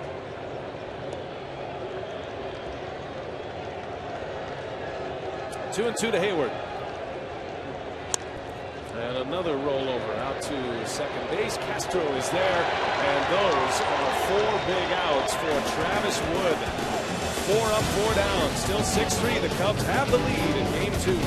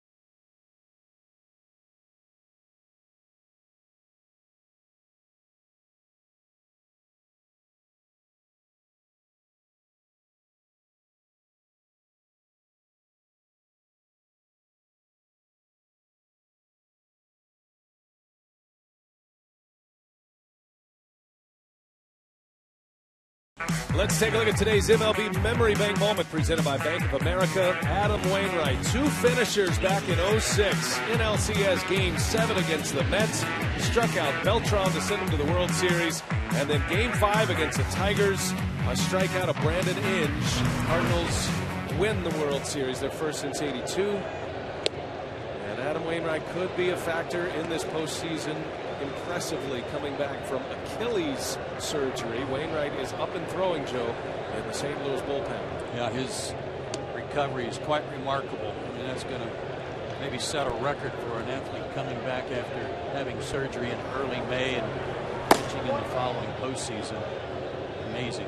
Well, for now, it's Seth Maness on the mound. He worked a scoreless 6th inning. Cubs jumped out to a 6-1 lead, so they scored 5 runs in the 2nd inning. All 5 of those runs were unearned. Added 1 in the 3rd. It was 6-1 after 2.5. The Cardinals got back-to-back home runs in the 5th inning from Long and Grichuk, and that's where we sit here in the 7th, 6-3. Fowler, jam shot, little flare, and out into left center field, and Hayward can't make the play. Fowler on his way to second. And the throw just late. Fowler's in there. Looked like Hayward had it lined up, but he missed it. Would have been a great catch. Instead, it is a double for Dexter Fowler. He was calling for it early, guys, and he knows that Matt Holliday can't cover the ground that you would hope he could because of that thigh injury. He makes that catch most of the time, and that's Absolutely. an out. He almost bang play at second. Good hustle by Fowler. Hayward, a 2-time Gold Glove Award winner. He's one of the best right fielders in the game. And with all the Cardinal injuries to the outfielders, he's in center field for this series. So the door open a little bit. Fowler at second base. Solaire's been the Cubs' best hitter thus far today. By the way, that hit by Fowler, the first Cubs hit since Castro. Got a base hit in the top of the third inning with nobody out. It was a single.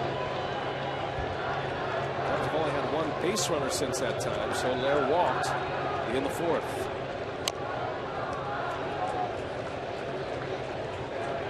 Soler in that second inning after the Cubs are playing small ball with safety squeezes. Soler with a bomb to center field and a 2-run home run to cap off the 5-run inning. That's the hit of the inning. You think about it, to open this game up.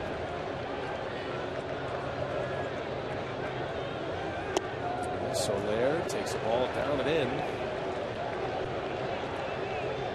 Last year, Soler hit 5 homers, had 89 big league at-bats. Came back this year, hit 10 home runs, 366 at-bats. They feel like he's going to be a 20 to 30 home run performer in the big leagues. I don't question that. He's going to continue to get stronger and learn the pitchers a little better. We've already seen some patience from him. Yeah. Did not arrive to the big leagues until last year in late August.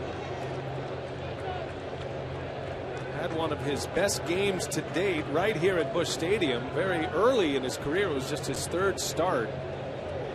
Had 9 total bases in a game, including 2 homers in this venue. That was a game that Kyle Hendricks started as well. Crowd wanted that call, and Mike Matheny is barking at the home plate umpire, Bill Welke. See that open stance, he's thrown that sinker down and into his kneecap. Perfect pitch, falls inside. And now Molina wants to go out for a check. And he will bring Wong with him. You wonder if they're changing the signs here with Fowler at second base. He tapped the umpire on the chest before he left. I didn't wonder what that was all about.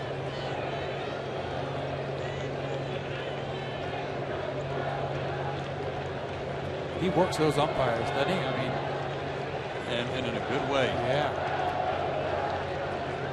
3-2 pitch. Soler lays off. Another terrific at bat. Jorge Soler with his second walk, on base for the 4th time. And it's 1st and 2nd with nobody out in the 7th inning. Feeney's got some decisions to make here. Well, again, this guy's a double play reliever for the Cardinals.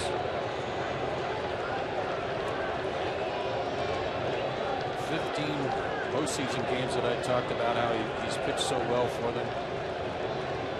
8 double plays from right-handed hitters this year, 3 from left-handers.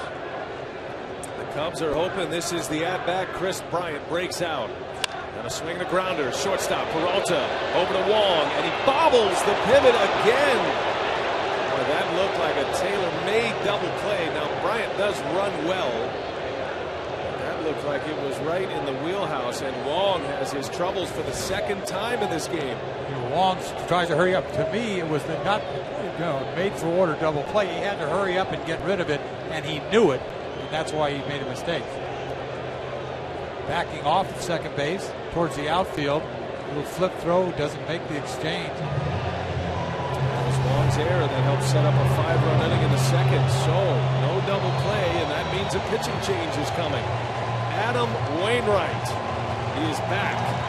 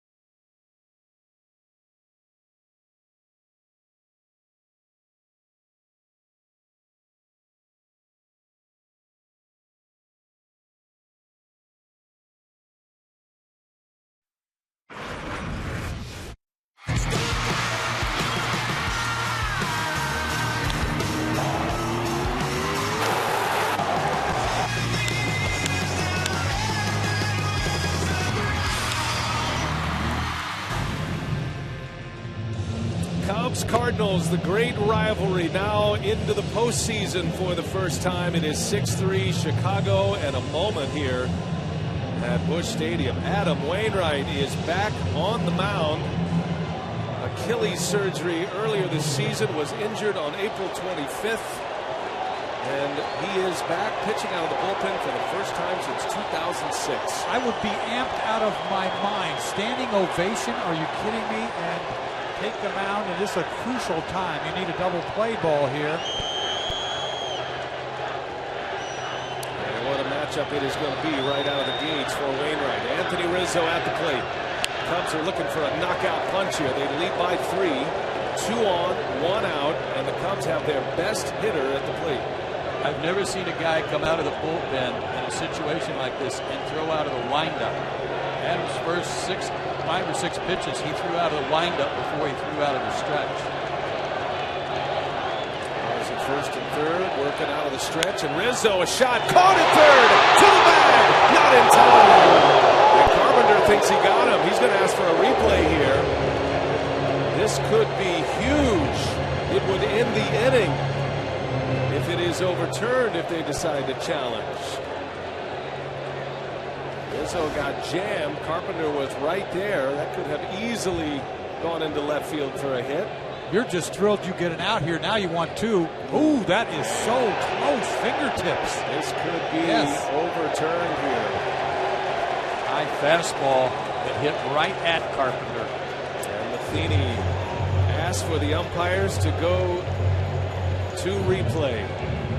So this will be in the hands of the umpires working this game in the Replay Review Center in New York. Oh, that's close. That's fingertips. Good luck, whoever that is. We don't know who is. There's a few umpires and supervisors looking at this play in New York. These two, they don't have any say in this at this point. And from Dana Demuth's standpoint, the crew chief at third base, from his angle, he can't tell exactly where or when Fowler's fingers hit the bag. It's in his defense, so he's not there yet. I mean, it's just get a better not look. there yet. That's as close as it gets. Dana Demuth was the calling umpire. He's also the crew chief, so he's joined over there by Mike Winters. What do you think, Joe? I mean, just quickly. I thought he was out. So did I. I thought he was out. Is there enough evidence to overturn it? This is a major call right here coming from the Replay Review Center. I think he's lucky that he got the line drive. You're talking about Rizzo hitting the ball the other way. I mean, that would have been double down the line. And good numbers against Wainwright in his career. Oh. That is so close. None of the angles yet give you that convincing replay. Right, because he's not there yet. Yeah, I don't know if they can overturn that. There it is. Oh, he's safe there. I don't know. That toe just... Oh, it's so close. The replay error. That is unbelievable. Can I change my vote? Yeah. I know. That's a great angle there. Here we go. Here's the call. Safe. So, I mean, I don't blame him. There's not enough evidence there to overturn it. It was bang, bang. Look, if it's called out on the field, I don't think they overturn that either. Agree. Safe. I agree.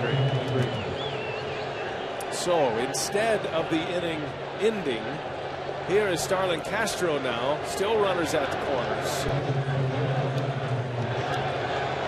2 outs for Castro.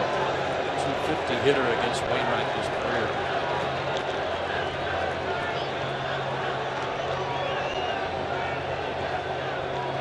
An Achilles tear.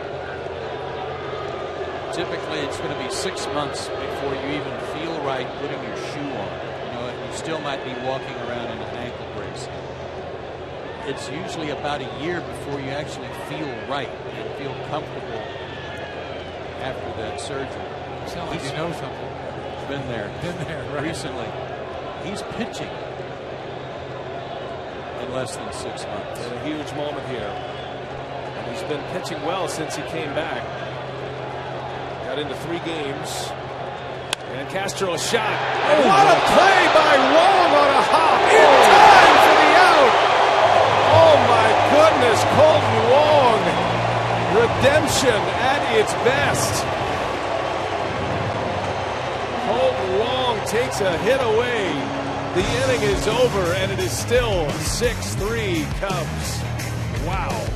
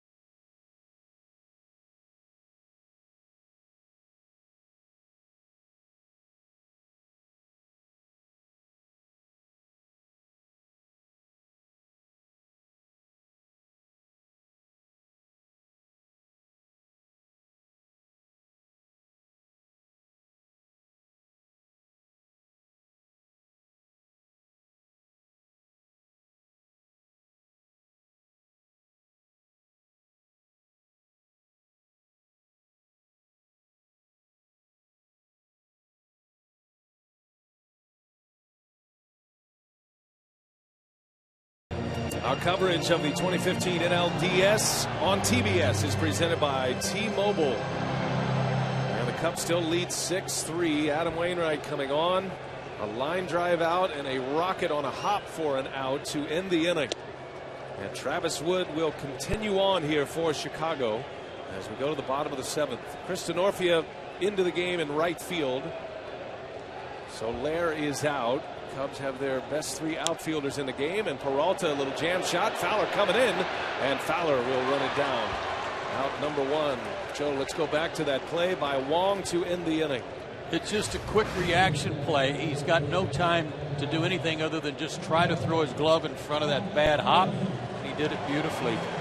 And you're right, kind of atone for what happened earlier in the inning when he wasn't able to get that double play ball out of his glove. Struggled a little bit there, too. Right. He still made the play. That ball left the bat of Starlin Castro with an exit velocity of 97.4 miles an hour. That was blistered. And Wong makes a great play. Here's Mark Reynolds pinch hitting for St. Louis. Travis Wood has been impressive. 5 up, 5 down since he entered the game in the 5th inning. Has a couple of strikeouts. Reynolds pinch hitting for Moss, who was 0 for 2 with a couple of Ks. He'll stay in and play first base most likely. Reynolds had a gem defensively last night, starting a double play. His first inning at first base last night. 3 infielders on the left side for the pull-hitting Mark Reynolds. At least on the ground he pulls. And a high fly ball deep into left field. Did he get it? Jackson has room and makes the play. And Mark Reynolds almost sending one out of here, but a long out. Out number 2 for Travis Wood. I was going to say right before that they need base runners. There's no way they're going to hit 6 solo shots tonight. And He almost won bridge right there. And now Yadier Molina.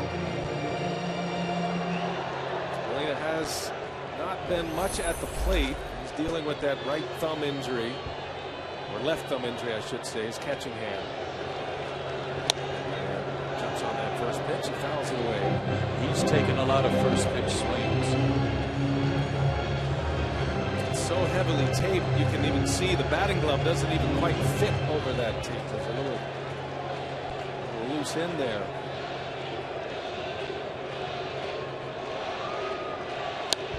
And a line shot, that's there. Off the side wall, Molina will settle for a single. Yadier Molina going to the opposite field. Look at that Cardinal bench.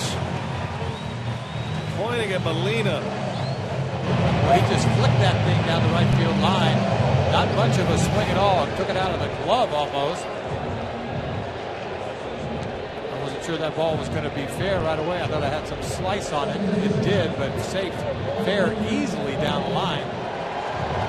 That's got to mean something for all these Cardinal players. Mike Matheny talked about the toughness of Molina. He knows he's dealing with a lot of pain. He was a former big league catcher himself, but to see Wainwright come back after surgery, to see Molina stick it out, now he's got a hit.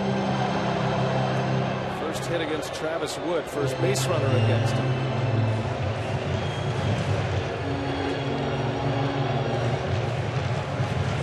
Chris Bosio, fine pitching coach of the Cubs, on his way out. That hit by Molina, by the way, the 90th career postseason hit that ties Albert Pujols for the most among active players. Yeah, he's already got the mark right now among active players for most games played. I think he's looking over there at Jose Aquindo and asking if he wants him to run here. I'm guessing the answer is no. No thanks. They got protective oven gloves on for whatever comes along. I mean, the stolen base is probably not what Oquendo had in mind. It's great that you can see him lapping like that, you know, in the playoffs. And he knows that it's such a stretch for him to play, to me. Here's Colin Wong now. Here's a key matchup. Lefty on lefty. Wong in the 5th inning with 2 outs, went deep. Wong has 10 career postseason hits. His last 9 have been extra base hits. Ties a record. And he lines out into center field. Fowler is there to make the play. Colton Wong hit it right on the nose. Fowler makes the catch. A huge out for the Cubs. And they still lead 6-3.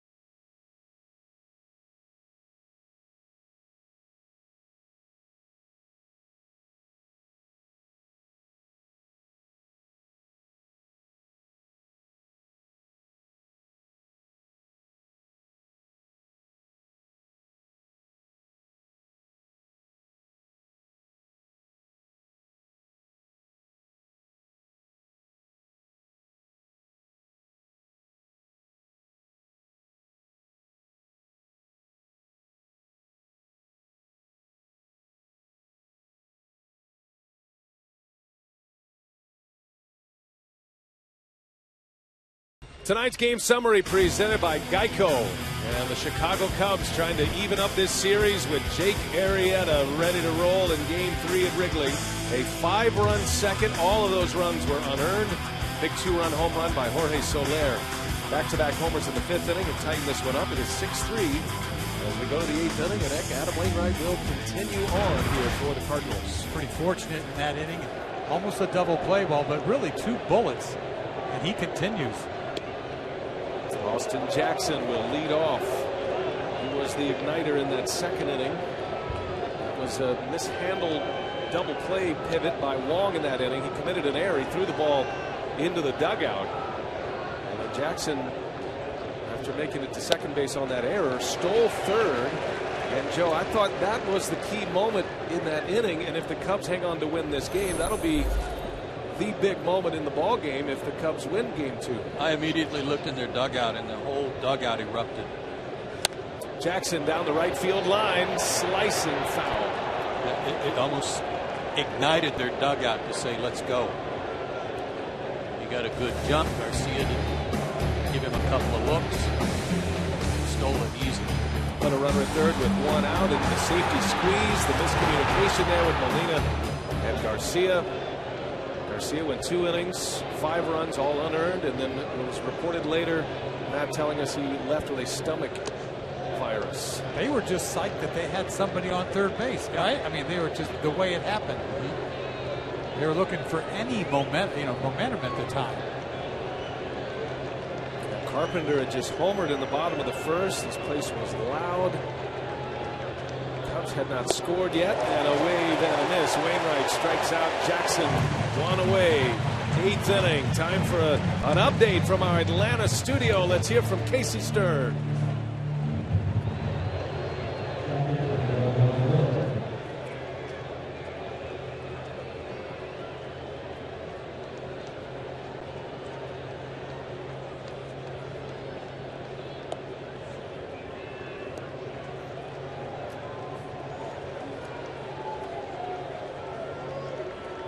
All right, Casey, thanks. That'll be a fun one tonight. High octane from Syndergaard. Greinke's got the big velocity too, and will have a shot at a Cy Young Award this year. He and Jake Arrieta, but Clayton Kershaw in that grouping as well. Miguel Montero with 1 away. You know, Dennis, you said when Wainwright came in, you would be amped up with that standing ovation. I think maybe that had an effect even on this veteran pitcher with some of his pitches last inning that resulted in him being in the middle of the plate, because the strikeout of Jackson was a Wainwright A hook. Right. There's no way you can step on that mound. And with the adrenaline flow that he had, the gods helped him though, right? A couple balls hit hard. Now he's back on the beam again. Rizzo had that line drive out to third, and then that rocket off the bat of Castro, 1 hopper to Wong. And Wainwright starts a clean inning here in the 8th inning. There's nobody warming in the bullpen, by the way, for St. Louis. So this is Wainwright's 8th inning, trying to give him 5 outs. Can't say enough about the work that Travis Wood has done tonight for Chicago. 7 huge outs. I know the line drive that ended last inning was a little fortunate, but still huge outs. With 2 1/3, no runs, 1 hit. Montero dribbles 1 foul. One of the tests for Wainwright that they, at least as yet, have not tried, and that is to see if he can cover first or cover a bunt, dropping a bunt down on him, see how he can feel his position. When he was in the bullpen, he was practicing first step before he even started warming up. You know, like one first burst of energy, boom, he kept going. Here's a 2-2 and a called strike 3. Wainwright punches out Montero. 93. 2 outs in the 8th. Say you can follow the postseason right from your phone with Team Stream by Bleacher Report. Get the latest MLB news, scores, highlights, all in the palm of your hand. Download Team Stream on the App Store or Google Play today. Cubs are going to go to their bench. Kyle Schwarber will pitch. Cardinals will put a shift on for Schwarber. That Carpenter moves over to the right side of the infield. So here's Here's Schwarber, who's been a hot hitter in his first postseason, his rookie season in the big leagues. Hit one of the longest home runs of the postseason in that wild card game against Pittsburgh. And now, interestingly enough, the Cardinals decide not to use a shift, and they've moved Carpenter back over to third base. That's interesting.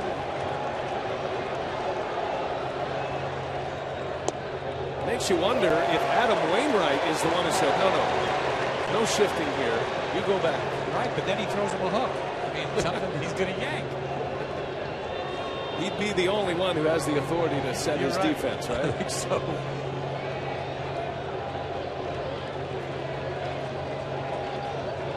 That pause by Wainwright. The 0-1.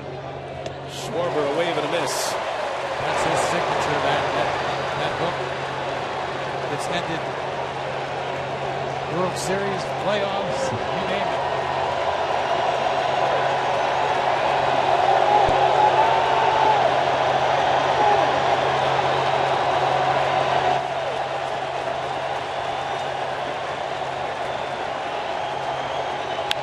High fly ball, left field, slicing, and very little room over there. That'll end up in the seats. Schwarber remains at an 0-2 count. Adam Wainwright is just stalking on the mound, too. He is a man possessed right now. Is his windup more deliberate than it was before? I think sometimes he does that when he's about to throw a fastball. Okay, you know, it's like he slows everything down and then zaps you.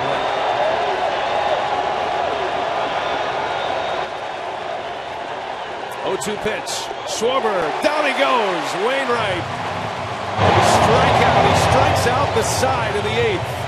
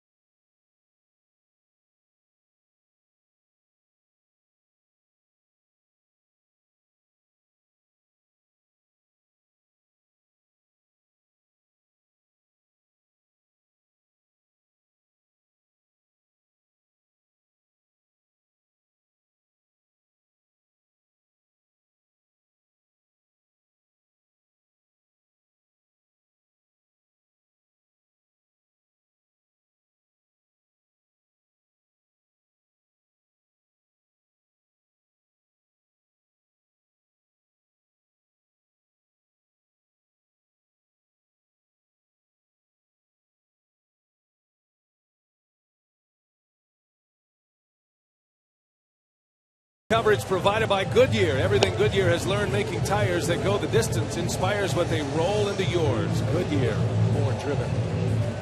Brian Anderson with Dennis Eckersley, Joe Simpson, Matt Weiner. What a ball game. It is 6-3. The Cubs are are 6 defensive outs from tying this series and giving the ball to Jake Arrieta for Game 3 on Monday at Wrigley Field. We saw Greg Garcia will bat for St. Louis, and Trevor Cahill gets the 8th inning tonight for the Chicago Cubs. What a story this Cahill is, if you think about it. I mean, he was down and out. Atlanta finally took him, right? Took him off the hands of Arizona. Release him, did they not? They did. There you go. Ground balls. Postseason. And 1 pitch and 1 out for Trevor Cahill. Twice in the last 3 games, he has pitched on the plus side in the 8th inning. Once all year prior to that. So this has been coming for Joe Madden. He's got Fernando Rodney down there. He's got Pedro Strop typically as his setup relievers, but that's not the case here in the postseason. And they've been telling me that his velocity is up since he joined the Cubs. His changeup is better, and he's always been a ground ball guy. He just found something once he got with the Cubs that really turned his life around in a way, because he was on the way out. When you think about it, all you have to find it for is 3 or 4 or 5 outs, right? I mean, it's not like you have to start and get 18 guys out or 21. Something clicks. I mean, this guy's a sinker baller. Matt Carpenter on the ground foul. Ahead of it, it's 0-2 on Carpenter. Carpenter had a key at bat in the 5th inning after the Cardinals had back-to-back home runs. Travis Wood struck out Carpenter to end the inning. Wood was outstanding tonight. 2 1/3. And now Cahill will try to work this 8th inning. Cubs do have activity in their bullpen, and their closer is up as well, Hector Rondon. 0-2 pitch. Down and in, ball 1. Cahill's ERA with the Braves was 7.5 in 15 games, and found the magic formula on the north side of Chicago. A 2.12 ERA in 11 games with the Cubs. And a called strike 3. Down goes Carpenter. 2 up, 2 down for Cahill. Punched him out there with a high sinker. Let's take a look at tonight's playmakers presented by Chrysler. And certainly Stephen Piscotty's on the list. The Cardinal rookies took homer in their first postseason game. And the terrific radio man of the Cardinals, Mike Shannon, did it back in the World Series of '64. Talked to him about that before the game. Off Whitey Ford. Nice. He said slider, hanging slider. Still remembers it like it was yesterday. Cahill gets ahead of Piscotty. And just slinging it in there. The comeback sinker in there. 0-2 the count. There's Mike Shannon. And Black, always, right? He's not happy with that call. Cahill working fast, and a swing and a miss. And the Cubs have found their new setup man. Trevor Cahill makes it look easy in the 8th. 3 up, 3 down. To the 9th we go.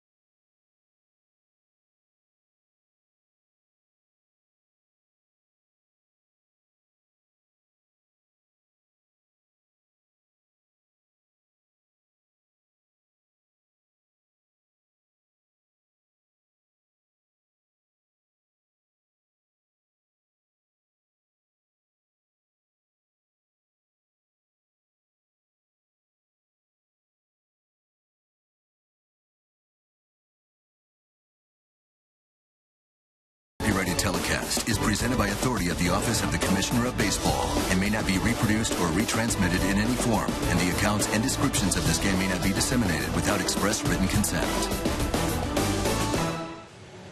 Oh, year after year, the postseason produces some great stories of redemption, and I can't think of one like Trevor Cahill, who was left for dead by the Atlanta Braves from a baseball context, and he just came out and lit up the Cardinals. 3 up, 3 down, 8 pitches, 7 strikes, back-to-back strikeouts to end the inning. Now we're in the 9th, and Jonathan Broxton is on the mound for St. Louis, acquired via trade from Milwaukee earlier this year at the trade deadline. Addison Russell leads off for the Cubs. Joe, that was such a huge question mark for the Cubs. Their relievers getting to Rondon, their closer, they don't match up with the Cardinals in that respect. But the way Wood has pitched tonight, and now Cahill in the 8th inning, they're toe for toe with him right now. That was so Joe Madden to me. He got 2+ innings out of Wood, left him out there to work the 7th. Brings in Cahill, who has improved his ERA by 5 runs since he left Atlanta, and was brilliant. But he told us before the game that's what he was thinking. Remember, he told us how it lined up for Wood. Wood goes from here to here, and Cahill, it was in his brain. I mean, that was what he was going to do, and he made the move. 5th inning, 2 outs. I mean, boom, he went right to the plan. I think he's afraid of going with Strop. Rodney, have control issues sometimes. 2-2 from Broxton, and Russell down the right field line. Long run. Piscotty runs out of room. Good effort down there. He's had enough collisions. Still going hard at him. As Cardinal fans appreciating that effort by Piscotty. Well, what a game going here. The Cardinals shut out the Cubs yesterday 4-0. Jumped out early on a Matt Carpenter home run in the 1st. Chicago got 5 in the 2nd inning, all of them unearned. 2 errors in the inning by the Cardinals. A 2-run home run by Soler capped it off. Cubs added one in the 3rd to lead 6-1. And then back-to-back homers in the 5th for St. Louis to make it 6-3. It's been that way ever since. And this is a big inning for Broxton and the Cardinals. They've got to hold the Cubs right here and give themselves a decent chance in the bottom of the 9th, knowing what's coming Monday in Chicago. This bullpen's done a nice job to get him to this point. You think about it. Now to set up for their closer, Rondon, and Russell on the ground. Carpenter will wind it up, and there is the first out. So Trevor Cahill back with the power sinker going. Sinkers up, sinkers down, and ground balls. It makes a beautiful thing when you come out in the game, and the first pitch you throw, you get an out. And then that high sinker that came back, this sinker just fell off the table. He's feeling good about himself. And to strike out 2 batters and still only throw 8 pitches. 7 of those strikes. Looking ahead to the St. Louis 9th inning. Matt Holliday, Jason Hayward, Johnny Peralta, the power company for the Cardinals. One away for Fowler. Game 2s in a best-of-5. Always a swing game. A team that has lost can ill afford to go down 2-0. Most recently, the Giants came back from a 2-0 deficit to win. That was back in 2012. They would go on to win the World Series that year. But Joe Madden has a weapon that most do not, and that is Jake Arrieta, who gets the ball Monday at Wrigley Field. So it's just as much swing for the Cardinals. Long, another diving stop, and another beautiful play by Colton Wong. He has had a couple of defensive gems here in the late innings. Boy, he has made up for whatever problem he had of not turning a double play with these 2 last plays. This one with a lot of range to his left makes it look easy, and that bullet that he caught one hopper when Wainwright was out there. This is a beautiful play. Lays out. Making 2 plays like he's made the last couple of innings versus what troubles he had earlier in the game. It's unbelievable. It's the same guy. So here is Denorfia. Denorfia came into the game in right field for defensive purposes. He is batting for the first time here. He's batting in the spot of Jorge Soler, who's going to be one of the stars of this game if the Cubs hang on to win. Soler with 2 hits, 2 walks, and a double, and a 2-run home run in the 5-run second.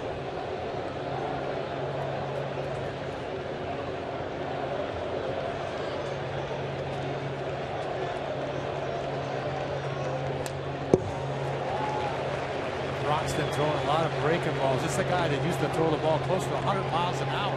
Not really the same guy.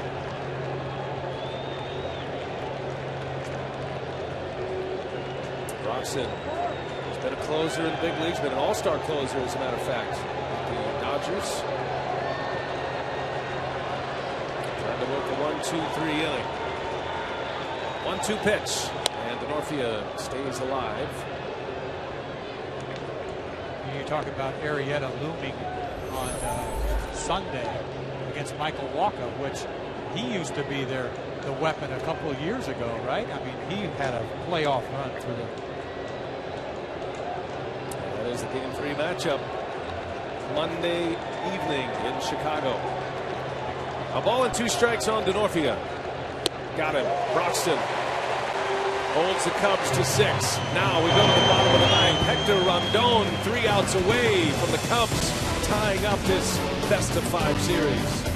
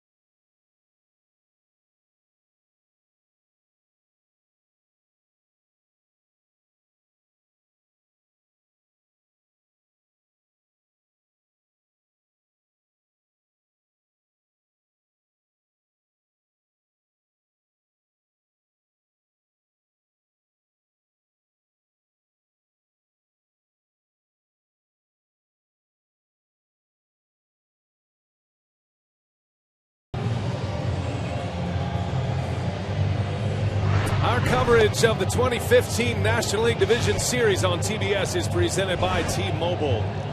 Cubs have the lead.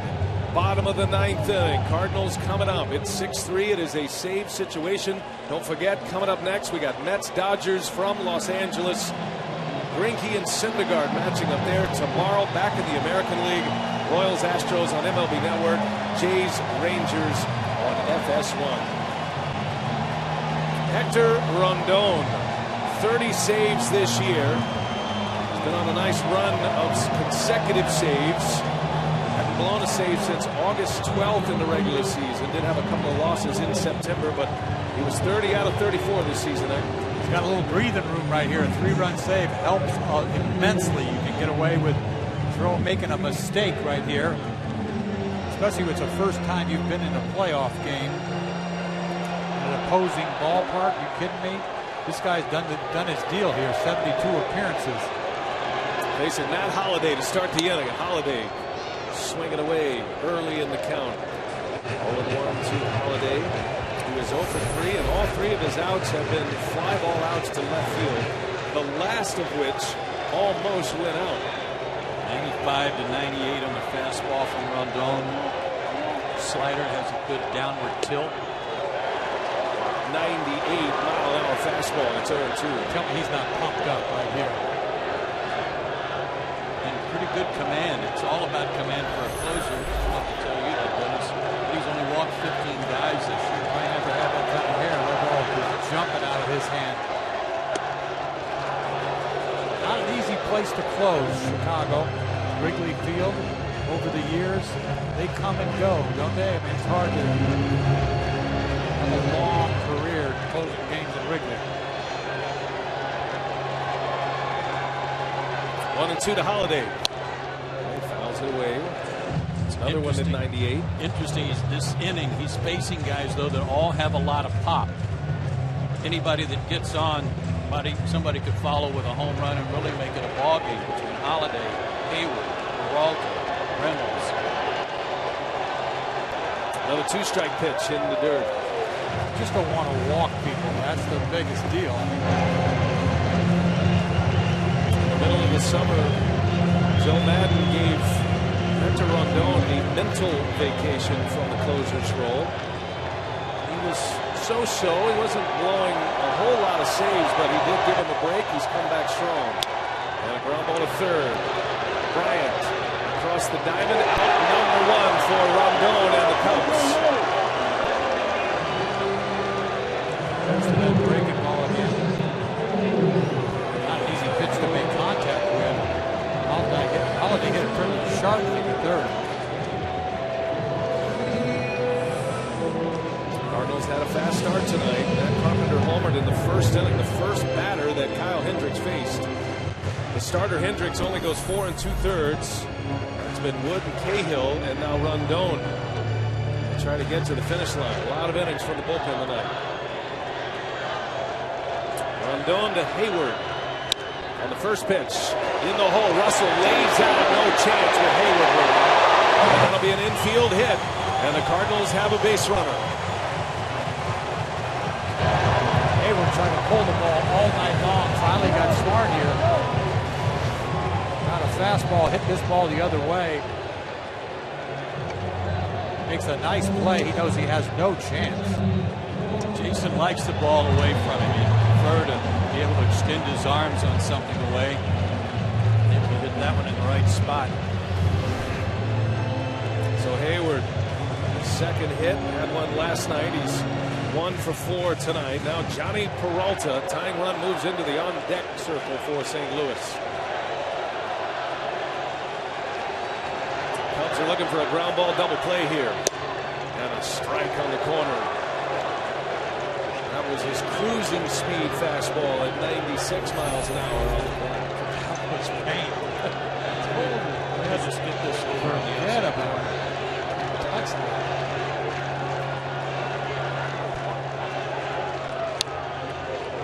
Defensive swing, 0-2 the count.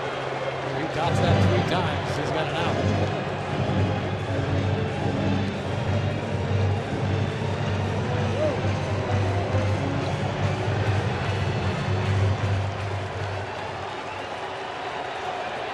So tempting to throw a slider right here.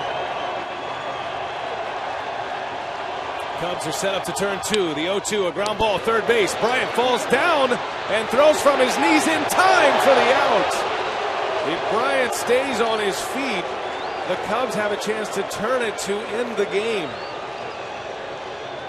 I think they're lucky they got an out, to be honest with you. I mean, it could have been a bang play at second base. I think he was out, but you talk about a slider that he went to right down the middle. Peralta hit it sharply, one hop. He could not keep his balance. Close play at second, he was out. You're right, Nick. They're lucky to get an out after he lost his balance. They were also lucky that on that slider in the middle of the plate, it was a ground ball. Should be a bullet to the left. Castro very wise there, just taking it like a first baseman instead of trying to turn 2. So 2 men are out in the 9th inning. Here's Mark Reynolds batting for the second time. strike. And he can turn around anybody's fastball. Just missed the home run last time up. I mean, barely against the wall. Cardinals are down to their last out. Tying run on deck. And Mike Matheny has sent Tommy Pham on deck. If Reynolds can reach Pham, who homered in a pinch hit appearance last night, with bat as the tying run. 3 runs is just humongous. 2 runs is one thing. 3 gives you so much breathing room. Tying run doesn't come to the plate, unless you really make a mistake. He's lucky where he is right now. 1 ball, 1 strike. And a swing and a miss. 1-2 the count. Rondon is a strike away from evening up this series. Forget about that slider. Go upstairs with that fastball. Why mess with it?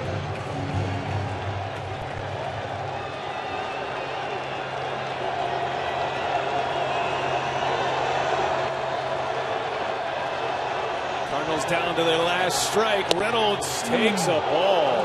Oh man. You gotta have some serious faith in your umpire right there. That was close.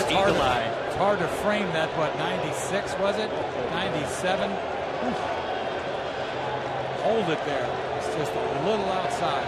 Blistering fastball, and Madden drops a wow on Bill Welke. 2-2 pitch. Reynolds on the ground. Bryant's got it. And Bryant across the diamond. It is in time, and the Chicago Cubs even up this series at a game apiece. And their horse is on the mound for game 3, Jake Arrieta. The Cubs with a 5-run second inning hang on to win it. Snaps a 7-game NLDS losing streak.